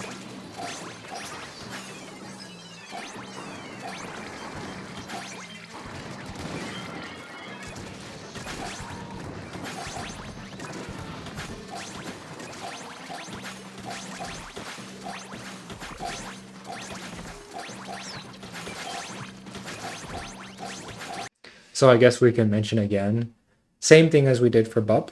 Maybe you didn't watch the rest of the VOD review, Stick specifically. I'm going to mention it again for that reason. So jump throwing makes you lose 6 frames. As opposed to the 1 frame for squid rolling, jump throwing is 6 frames as opposed to just throwing normally on flat ground. So it's pretty important not to jump throw when you don't need to. And like I said before, this is more important on maps like Bone Rattle, where you're jump throwing a bunch. There are spots on that map where you don't have to jump throw, and it's very important that you don't jump throw in those spots where you don't have to. In this case, I don't think you needed to jump throw. Like, you're close enough to not jump throw. You didn't even need to jump throw to kill that snatcher, I'm fairly sure. Although, it's fair to want to jump throw to ensure that the snatcher dies. So I don't mind that. I guess the 6 frames thing is specifically when you press A, then B. Because I believe, now this is just me educated guessing, I believe if you press B and then wait a little bit, then A, there's probably less than 6 frames you lose. Probably. Maybe Sadface can do a test for that. I don't know. I don't know the number. I think the 6 frames, I believe the 6 frames is when you do A, then B, which is the typical thing you do when you want to get extra height on X throws. So yeah, maybe it's not 6 frames every time. But it's enough that if you don't need to do it, you should not be doing it. Okay. Whew. Man, I've only reviewed like 4 games total, and I feel like I've gone very slowly. I don't know if anyone else feels that way.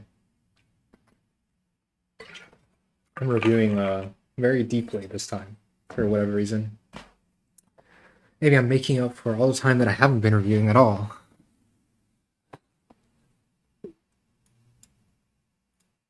All right. Let's move on. Final one.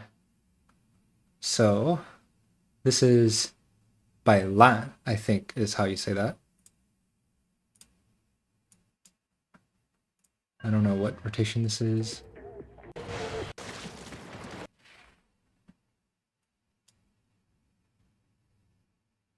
You were thinking thoroughly more so than slow? Yeah, that makes sense.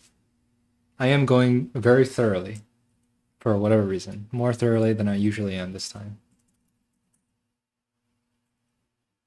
Tent mint/96. And delete the notes. And change the name.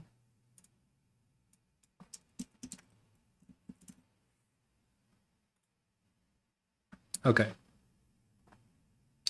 Do squid rolls waste different amounts of ink recovery frames depending on how long you press B? I don't believe so. Squid rolls should not be affected by how long you press B. Regular jumps are affected by how long you press B, but I don't believe squid rolls are affected. Squid roll is just an all or nothing. Like, you either squid roll or you don't squid roll.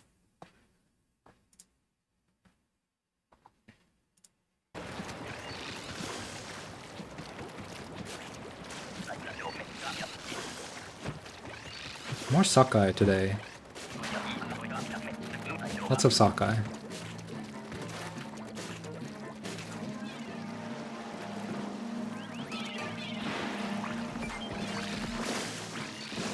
Oh yeah, I haven't talked about the comp. Okay, so this comp. We have Mint. Some people think it's the best weapon in the game. It's definitely top 2, I would say, along with Stamper. Both overall extremely strong weapons. And you have some long range good stick killers to round it out. Tent, I think, is kind of a weird weapon in this comp. It doesn't do a lot except for damage things. Just like slowly.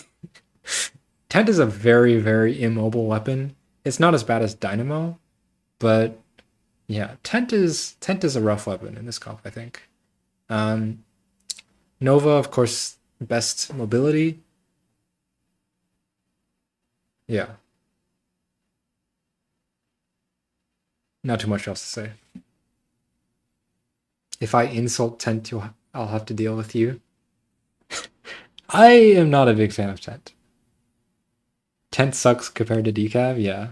Like, it helps on some maps dealing with groups of lessers, especially when you don't have another weapon that deals with groups of lessers, but it really doesn't help the sword that much, and its lack of mobility it really hurts.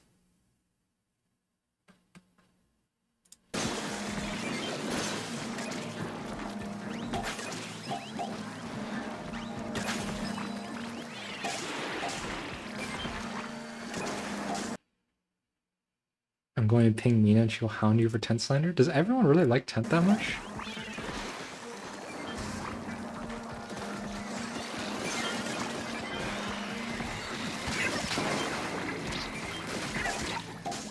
I think I'll say if Tent could shoot out its shield and then still have enough for an egg throw, like still have enough ink for an egg throw, I would like it more. I would like it much more.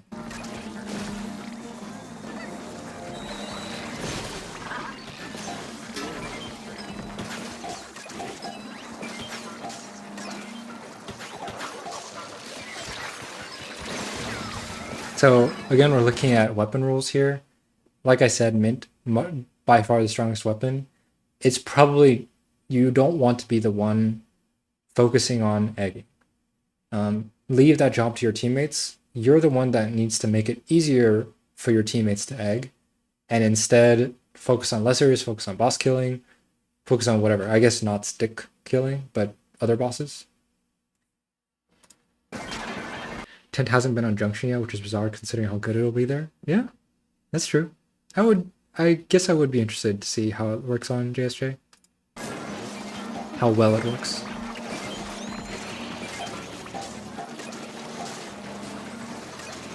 So focusing on the statics here. So when you have 2 lids like this, it's very important if you want to lure them, if you're not trying to focus on just killing them immediately, you need to slam the front one first. And that's so that the front one will move, and then the next one can be slammed, and then moved. And then they both can move. This is a mistake people make a lot. You slam the second one, and then the second one just goes straight into the first one, and you didn't change anything at all. Now they're just both stuck again. You need to slam the first one first. And maybe you could argue in this case that the inkjet needed to slam it to go through because it didn't have enough time to kill the other flyfish. I don't know. It's hard to say. I think that you probably could have had the chance to slam this one first, and then it would have been able to come through. And now BaiLan, sorry, doesn't have to worry about doing this. So I would not have killed it here.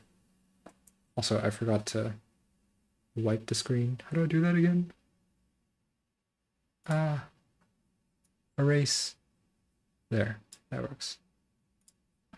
I would not have killed this.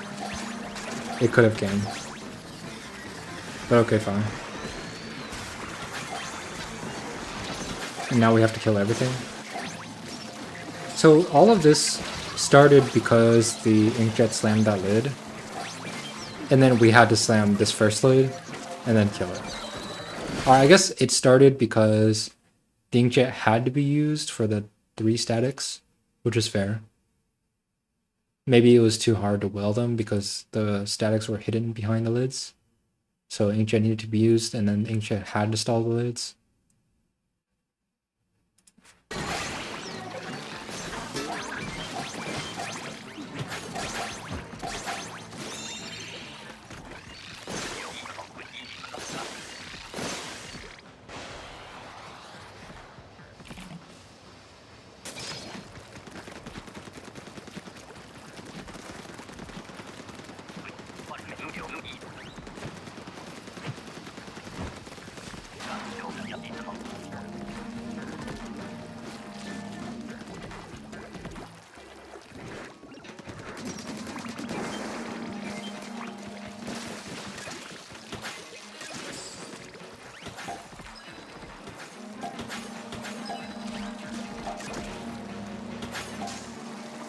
Okay, so we see Snatchers optimize the right side. So you know that these are not optimized. This is good. Only get 2 eggs, you don't need to waste your time. So here, okay, I've already watched a little bit of this, so I already know what's coming. If you don't have audio on, if you don't have stereo audio, it's kind of hard to hear. But for me, I heard this flyfish. So right there, you can hear that flyfish behind you if you have audio on. I'm going to replay it again. So you hear that flyfish. And as soon as I hear it, I would turn around instantly and stay here and bomb that flyfish. So you probably didn't hear it. Even if you didn't hear it, I would say turning around to check what's behind you when the next spawn changes is a good idea. So when you went over here to kill the flyfish, that's way too far back.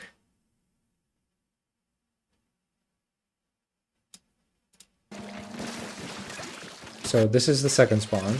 The second spawn, we have the eel. And then there's a flyfish. So that's the end of the second spawn. So now we have the third spawn. That's probably somewhere on the right.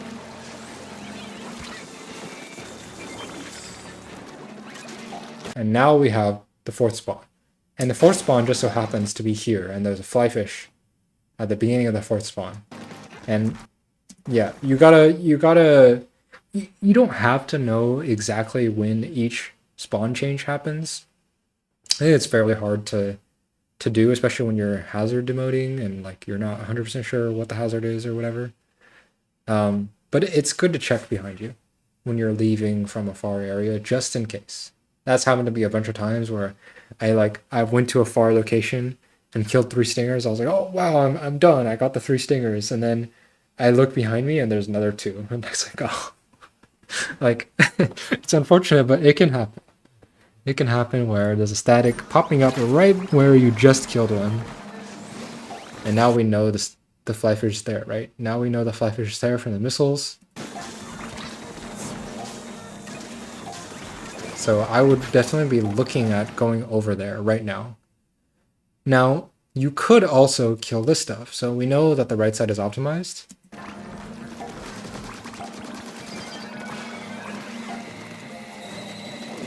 And you can just kill this. Maybe I would have opted to stall the lid where you could kill the digitaler, but it doesn't really matter that much. You just reflected it anyway. It is optimized though. No need to get these eggs.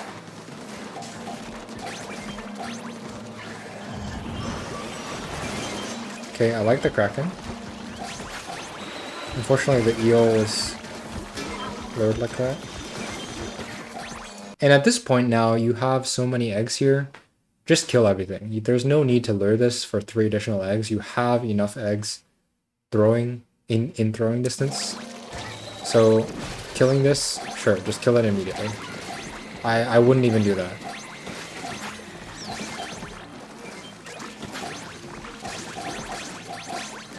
Leaving the lid there.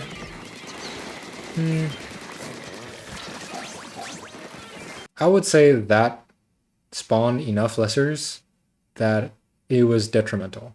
That you should not have left the lid alive.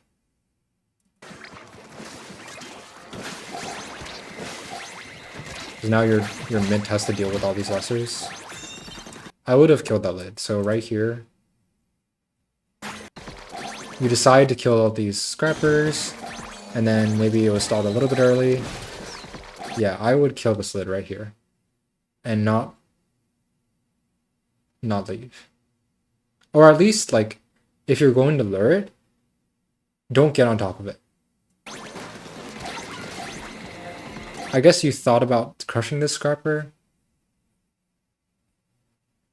Yeah, I would say maybe that's fine too. But this kind of in-between decision where you kind of went on the lid and then didn't kill it and also didn't crush the scrapper, it's a lot of wasted time.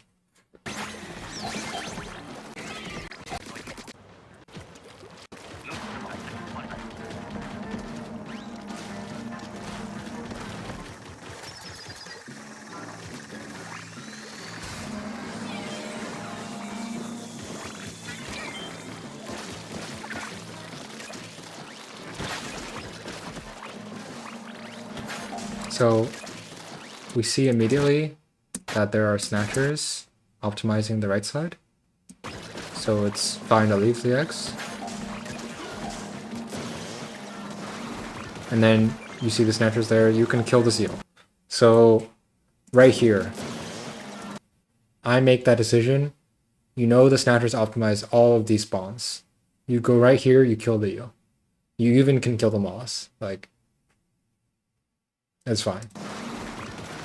Don't have to bring all moss back to basket. It doesn't matter that this eel is on you. You can swim right past it and then kill it yourself. 96,000 FDPS. But this is just, it's a lot of wasted time.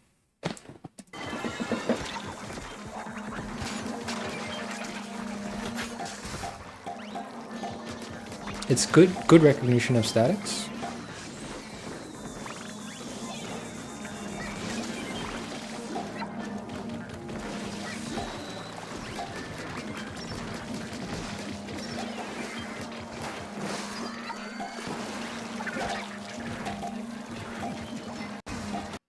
So here, the steelhead, if you killed it at 43 seconds, same timing as we did for that other spawn that was over there earlier in this VOD review. Not for you, sorry, for, I forget who it was, Dick, I think. So 43 seconds when you kill an optimized spawn, it's like very, it's at the very end of the time where you could kill it. So I understand the decision to leave it alive there. Probably could have killed it. Maybe. Either decision would have made sense.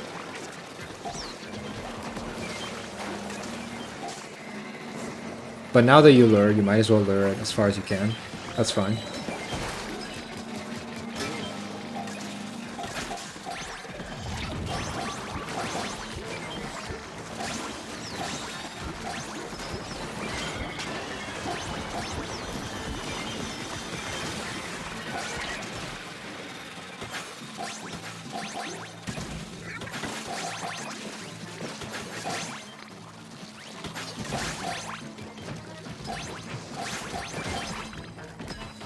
So it turned out that that snatcher, whatever it was from, it did not arrive quick enough. It arrived in like 1 second. Okay, so yeah, I think overall I'm getting the feeling that you can make more quote-unquote plays. I think you're playing a little bit safe, and while that does result in less deaths, it also results in less eggs. So what I want to say is be proactive. Make more plays.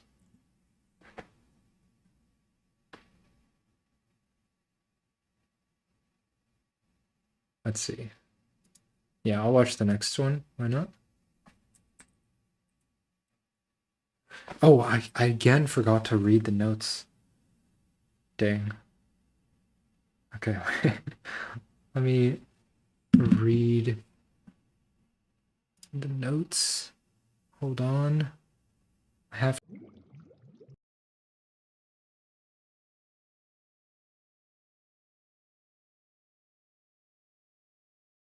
But I don't have to do that. Okay. Let me read.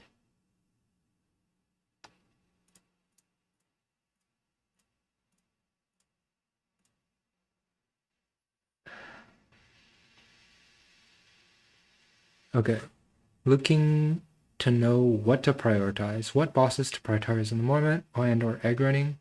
Improve lesser clearing. Oh wait, no, this is not the right one. Okay, never mind. This is just day waves. Okay, focus on day waves. Okay, cool. I can do that.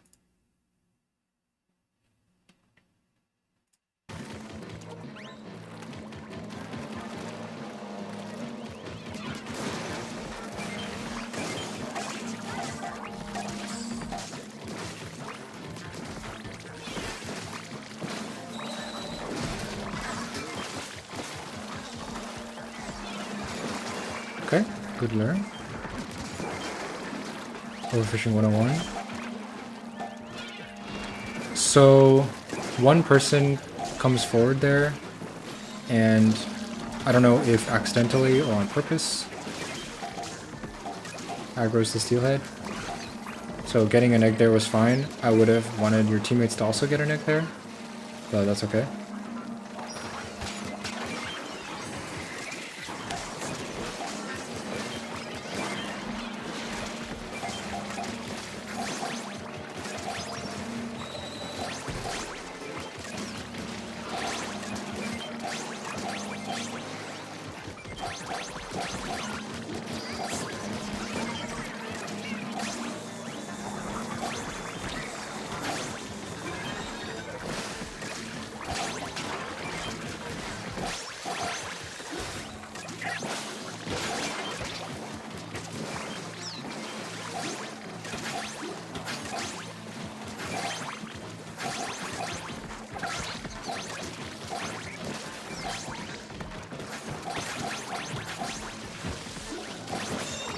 Okay. There wasn't a whole lot to comment on that wave. I think, again, I can kind of tell you're playing pretty safe, which is, it's good in that you do want to minimize deaths, but I think you can go out more. You can go out for the far eggs, even if it's not perfectly safe. Maybe, you know, sometimes I and my team, we have this kind of issue where we err too much on the side of doing things that are too risky. So I do say things from that perspective of someone who does take a lot of risks and maybe dies a lot for them. But I think you're on the other side of the extreme, where it's a little bit too safe. There's not enough going on. Even if you're the host, which doesn't matter as much as it did since, you know, 2 years ago before that patch that made non-hosts much better. So here again, it's okay to kill these, they're optimized. You don't have to get these eggs, they're optimized. So since they're so close, even though the timer is kind of low, there's enough time for the snatchers to get them.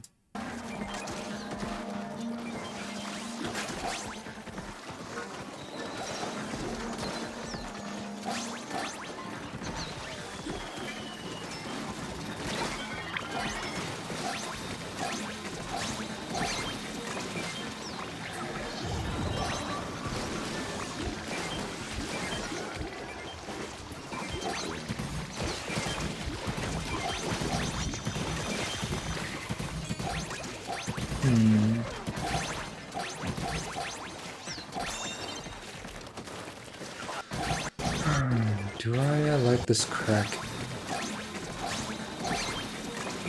So you have 3 people at basket and 1 person at cannon. So it's probably enough people at basket in order to get all these eggs. So going for far eggs is important. But is it better to kill this stuff and kill the seal? Is it Kraken?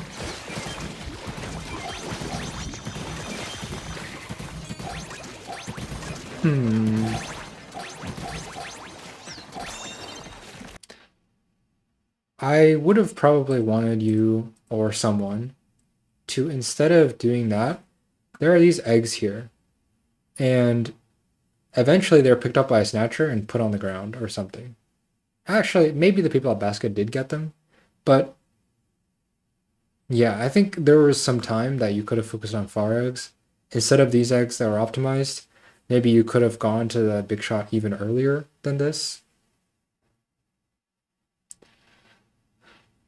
Okay, I'll admit that I didn't really watch through too much of the VOD to determine which games I should be watching, so I'm kind of randomly looking.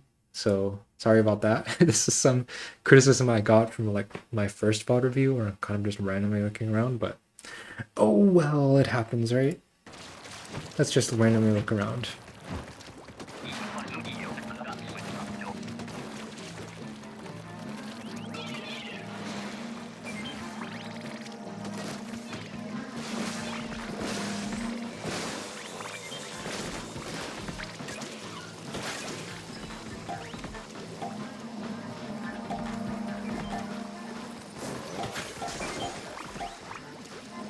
Unfortunate, two lids stalling each other there.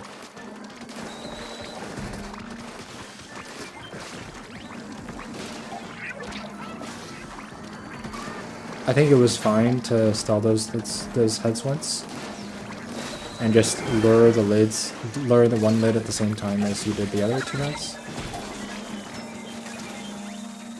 So now we have a big shot.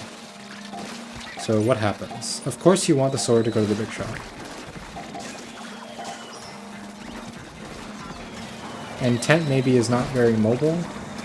Not a great big shot weapon, but it does have good damage. Okay. So your sword is down. Crab was used. And you want to lure...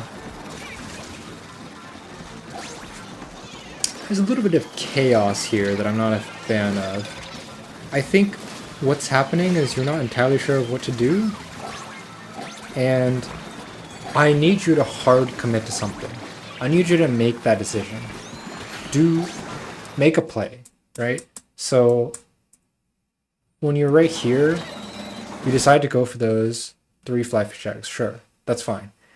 Now your plan is after to get those 1 or 2 fly fish eggs is to come back immediately. But now your teammate's dead. Right here, your teammate dies. I'm looking at this, and I see there's not really a lot of blessers here. It's painted, but I can get there with one shot. I would probably want to kill the steelhead while this eel is here, these big shots are here. You probably can kill everything with that one steelhead kill. And that's the play I would want you to make. I would go here, you know, in place of your other teammates who are kind of far away. You're the closest one, and you're probably, even if tent is not the greatest big shot weapon, it's heavy, it's immobile, it's not great at collecting eggs. You're in the right place to do something. And yeah, instead of doing that, you kind of juke towards it, and then you're like, actually, never mind. Maybe that's fair. This eel was here. Let me see. If you had... Okay, the sword is still alive.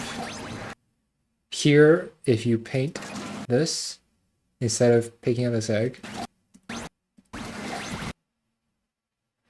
Yeah, it's tough. Maybe the eel on you made you want to leave. Maybe instead of leaving, you go this way. Because again, you are the closest person. Or maybe you decide, actually, just let my teammate use a special and deal with it instead. But now we're here. Now we're in a place where you have a dead teammate, the crab is helping them, but you got to make a decision. Are you going to lure or are you not going to lure? And in this case, if your teammate's going to be revived, the bosses are not going to be lured. They're going to be lured to the big shot cannon, right? And there's like no eggs at basket. So I think you could take a safe path and make sure that this eel that's on you doesn't bother you too much, but then you can go right back. maybe you could argue that Tent is supposed to stay at the basket and your other two teammates are supposed to go and do something like a 3-1 split for a little bit and then a 2-2 split. But there needs to be someone with your teammate here without the expectation that these lures are coming, because that's not happening. This teammate is going to get revived unless you make the decision to keep them dead for a very long time and then lure everything, which is also something you could do. But in this case, these kinds of decisions, there wasn't a decision that was made. And then you have 2 go down, and here you're going back to collect an egg. I really don't like that decision. I want you to go out and either go to the big shot to help kill this, or maybe, I guess with these lessers here, it's kind of hard to kill your own eel. Without going around this way, I mean.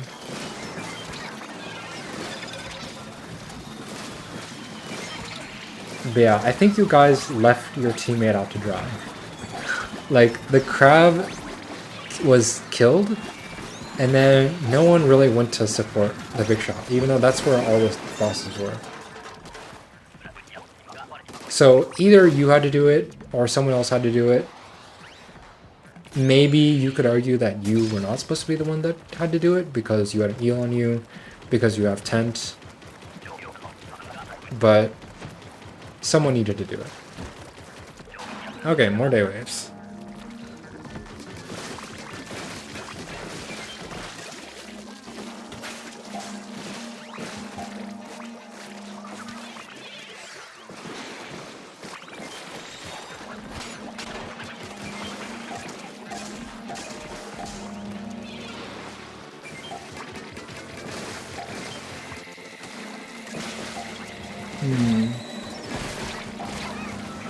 That was a bit risky. Okay, so let's look at this. Do we know where snatchers are? It's kind of hard to tell. I don't think they're on the left. So these are probably maybe optimized, at least a little bit.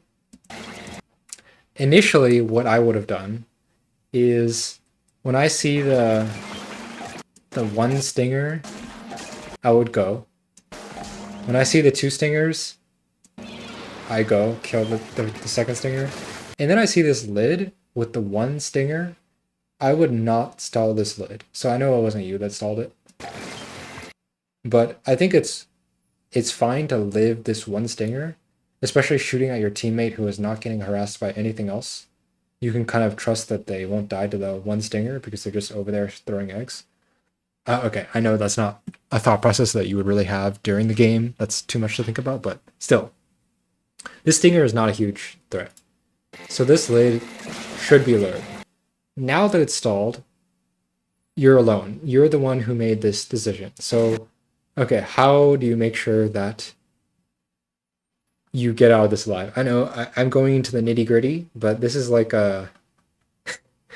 I don't know. We're looking at it very closely. Okay, so everyone's probably gotten themselves into this kind of situation. You're stuck in this corner of Sakai, and there are lesser spawning here, there are bosses spawning here. As long as an eel doesn't spawn, you're kind of okay. What I first want to do is crush the lid. You have slightly less to worry about. Second thing, you want to get over here, and then make sure this wall is painted somewhere, like this side or this side, so you have some kind of escape path. Now, the whole point of you coming here was to kill the stinger, so that's probably what you should do first. Just crush this lid and then kill the stinger. And then don't worry about this stinger yet. You want to be able to get back safely. So crush the lid, good. Maybe in order to have a higher percentage chance to survive, you had to squid roll, but you were unfortunately hit by a lesser down. So I guess you needed to paint your feet first.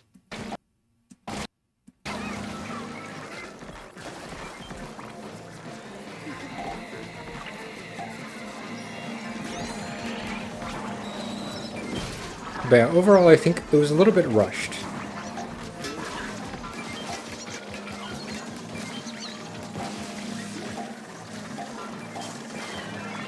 But okay, my main notes say make more plays. I'm glad that you make that play. These kinds of plays, I have the philosophy that you have to be able to take risks in order to learn. You need to learn what risks are worth taking and what risks are not worth taking. And in order to learn, you need to take risks. Instead of playing safe all the time, you have to learn that that's a decision you don't really have to make in that situation. That's fine to make it. You can learn from that and not make a similar decision in the future. Or you can get better with your mechanics at surviving, doing things like that, which is also cool. But I encourage everyone who's like, maybe doesn't have the highest confidence in their mechanics or overfishing skills, you got to go out there and do things, make plays. Don't be the one that kind of sits back and then lets others be the one to stall bosses at a certain point. Like you're waiting for everyone else to make the plays. Even if you're host and you're focusing on eggs and basket, you gotta take the risks, make the plays.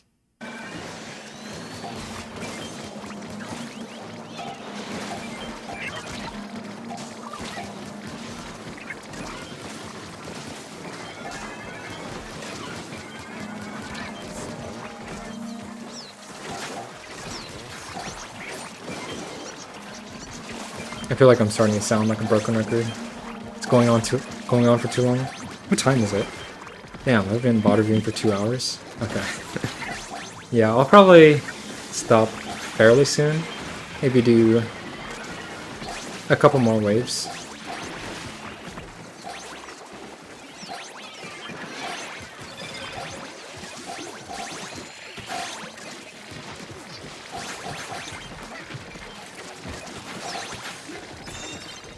Okay. Another high tide? Okay, sure.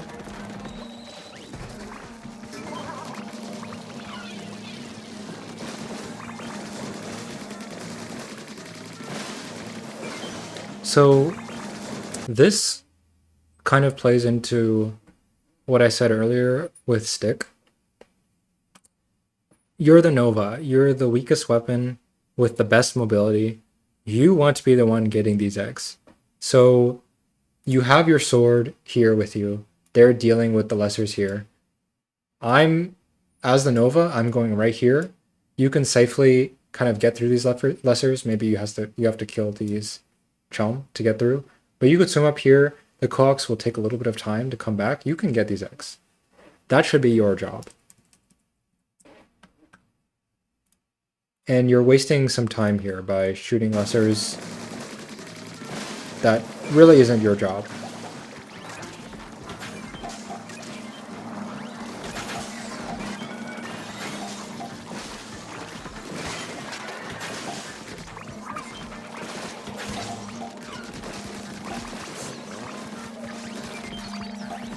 Okay, so this was optimized. So I take back everything I said. You didn't have to focus those.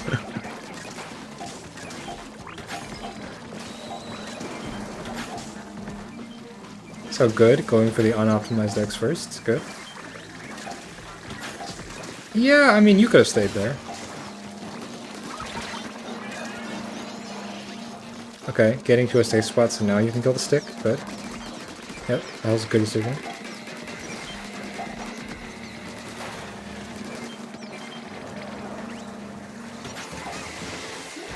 Yeah, this is all good stuff. Your teammates are dying, but that's not your fault.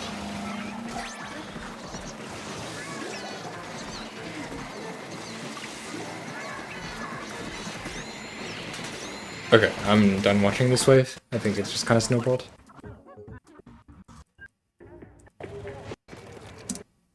Just think about it as preaching my philosophy.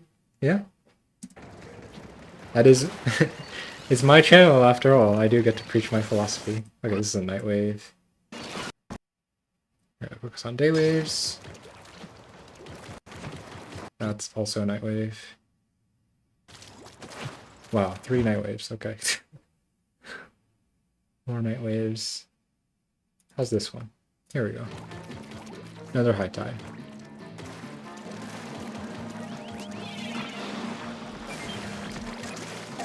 So here I would probably want to lure this Drizzler. It's understandable that the sword wants to come over here to kill the lessers immediately, but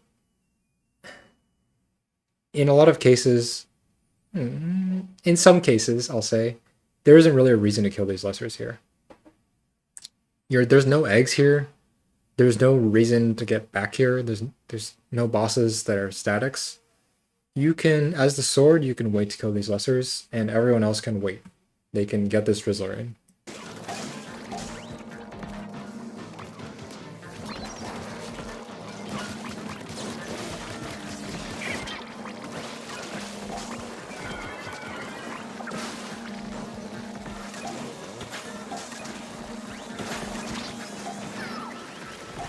Unfortunate mechanical mistake.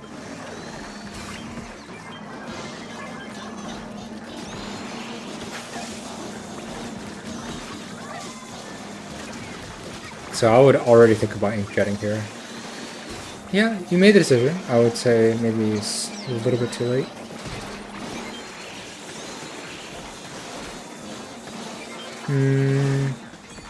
I'm not a fan of focusing the stick over the 3 flyfish though. Especially this one, which was full. I would have wanted you to shoot that first. Even over the person that you revived. So when I see this basket stick coming, this is when I'm thinking about inkjetting. It's nice to be able to cancel this stick. Now, of course, people aren't dead yet. Now someone dies. I see this flyfish. Multiple people die. Inkjet right now. Okay, so that's basically what you decided. But yeah, right here, I would want you to shoot here, and then revive people with your exhaust rather than your shots. And then once you revived Jujusmi can revive Kips. You don't have to worry about that. You're in the limited time special. Focus on the flyfish.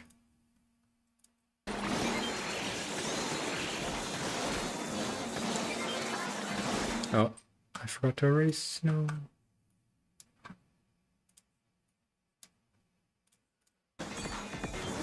Okay, I'm gonna make this my last wave.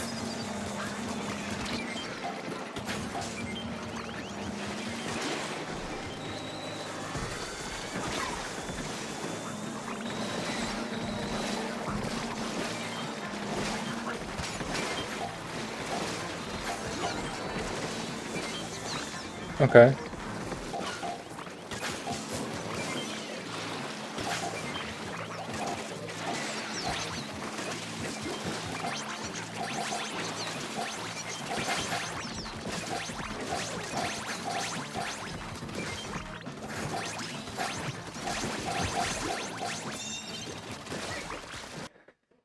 Okay, so yeah, just to summarize my thoughts, I think you have a really good foundation, good foundational skills, a good idea of what you're doing, and awareness, decision making is fine. The foundational skills are there. What you need to do is, if you want to get better, you need to take the next step. You need to be more proactive, less reactionary, and make those plays that are not just based on this thing absolutely needs to happen right now. I think you need what needs to happen is you need to see in the future what will happen in the future. What can I do to make the rest of the wave easier rather than thinking about what I need to do right now. I think that's as good of a way to describe it as I can put it right now. Okay. Sorry I could not get to your VODs, Issy. Hopefully I will be able to do this again somewhat soon. Maybe. Maybe like a month or two. Is that somewhat soon? I don't know if that counts as somewhat soon. Hopefully something like that. It's less than 6 months. That's what I'm aiming for. But yeah, any questions, anyone? Any thoughts? Hope you all enjoyed VOD review. I quite enjoy VOD reviewing. I think it's a fun thing to do for me. I think it's more fun for me to VOD review others than it is to VOD review myself. Although I do like my analysis style videos.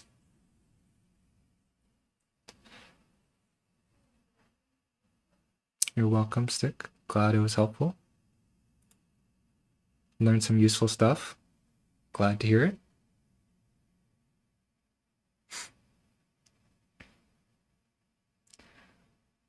Yeah.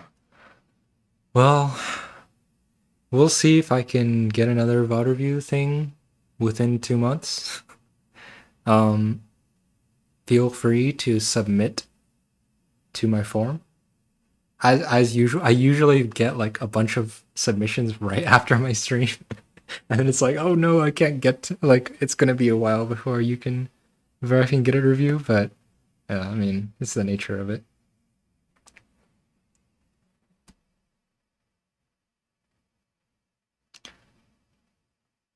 Glad to hear all the positive responses. Always nice to see. If you want to watch my previous VOD reviews, there's a playlist, analysis and VOD reviews. Some of them are VOD reviews, which are live streams. Some of them are analysis videos, which I think I've only done of my own gameplay so far. Probably only going to do of my own gameplay. Need to find time to submit a VOD review myself. Yeah. You're welcome. Welcome to submit. Again, for those that would want to submit VOD reviews but are mostly freelance players, I am not very knowledgeable in freelance, but I can still review it if you want me to. But overfishing squad games, those are the ones that I am most familiar with, the ones that I can give the most advice. All right. Well, that's about wraps it up. If I had more subscribers, then I would raid someone. Or whatever it's called in YouTube, redirect. But unfortunately, I can't do that. So, thanks for watching, everyone. I'll be around playing OSS on my stream, so I don't have any other rotation streams scheduled for the near future. But there's probably some rotation coming up that I want to play. Wish you were here sooner, Joptis. I mean, the VOD will be up. You can always watch back through it if you want. I'll put timestamps to each player, so it'll be a little bit easier to navigate. And that reminds me, I should also put Salmon Run link. Maybe I should consistently do that for all my VOD review analysis streams. I think I do already. Maybe I just forgot for this one. Okay, that is all. Goodbye.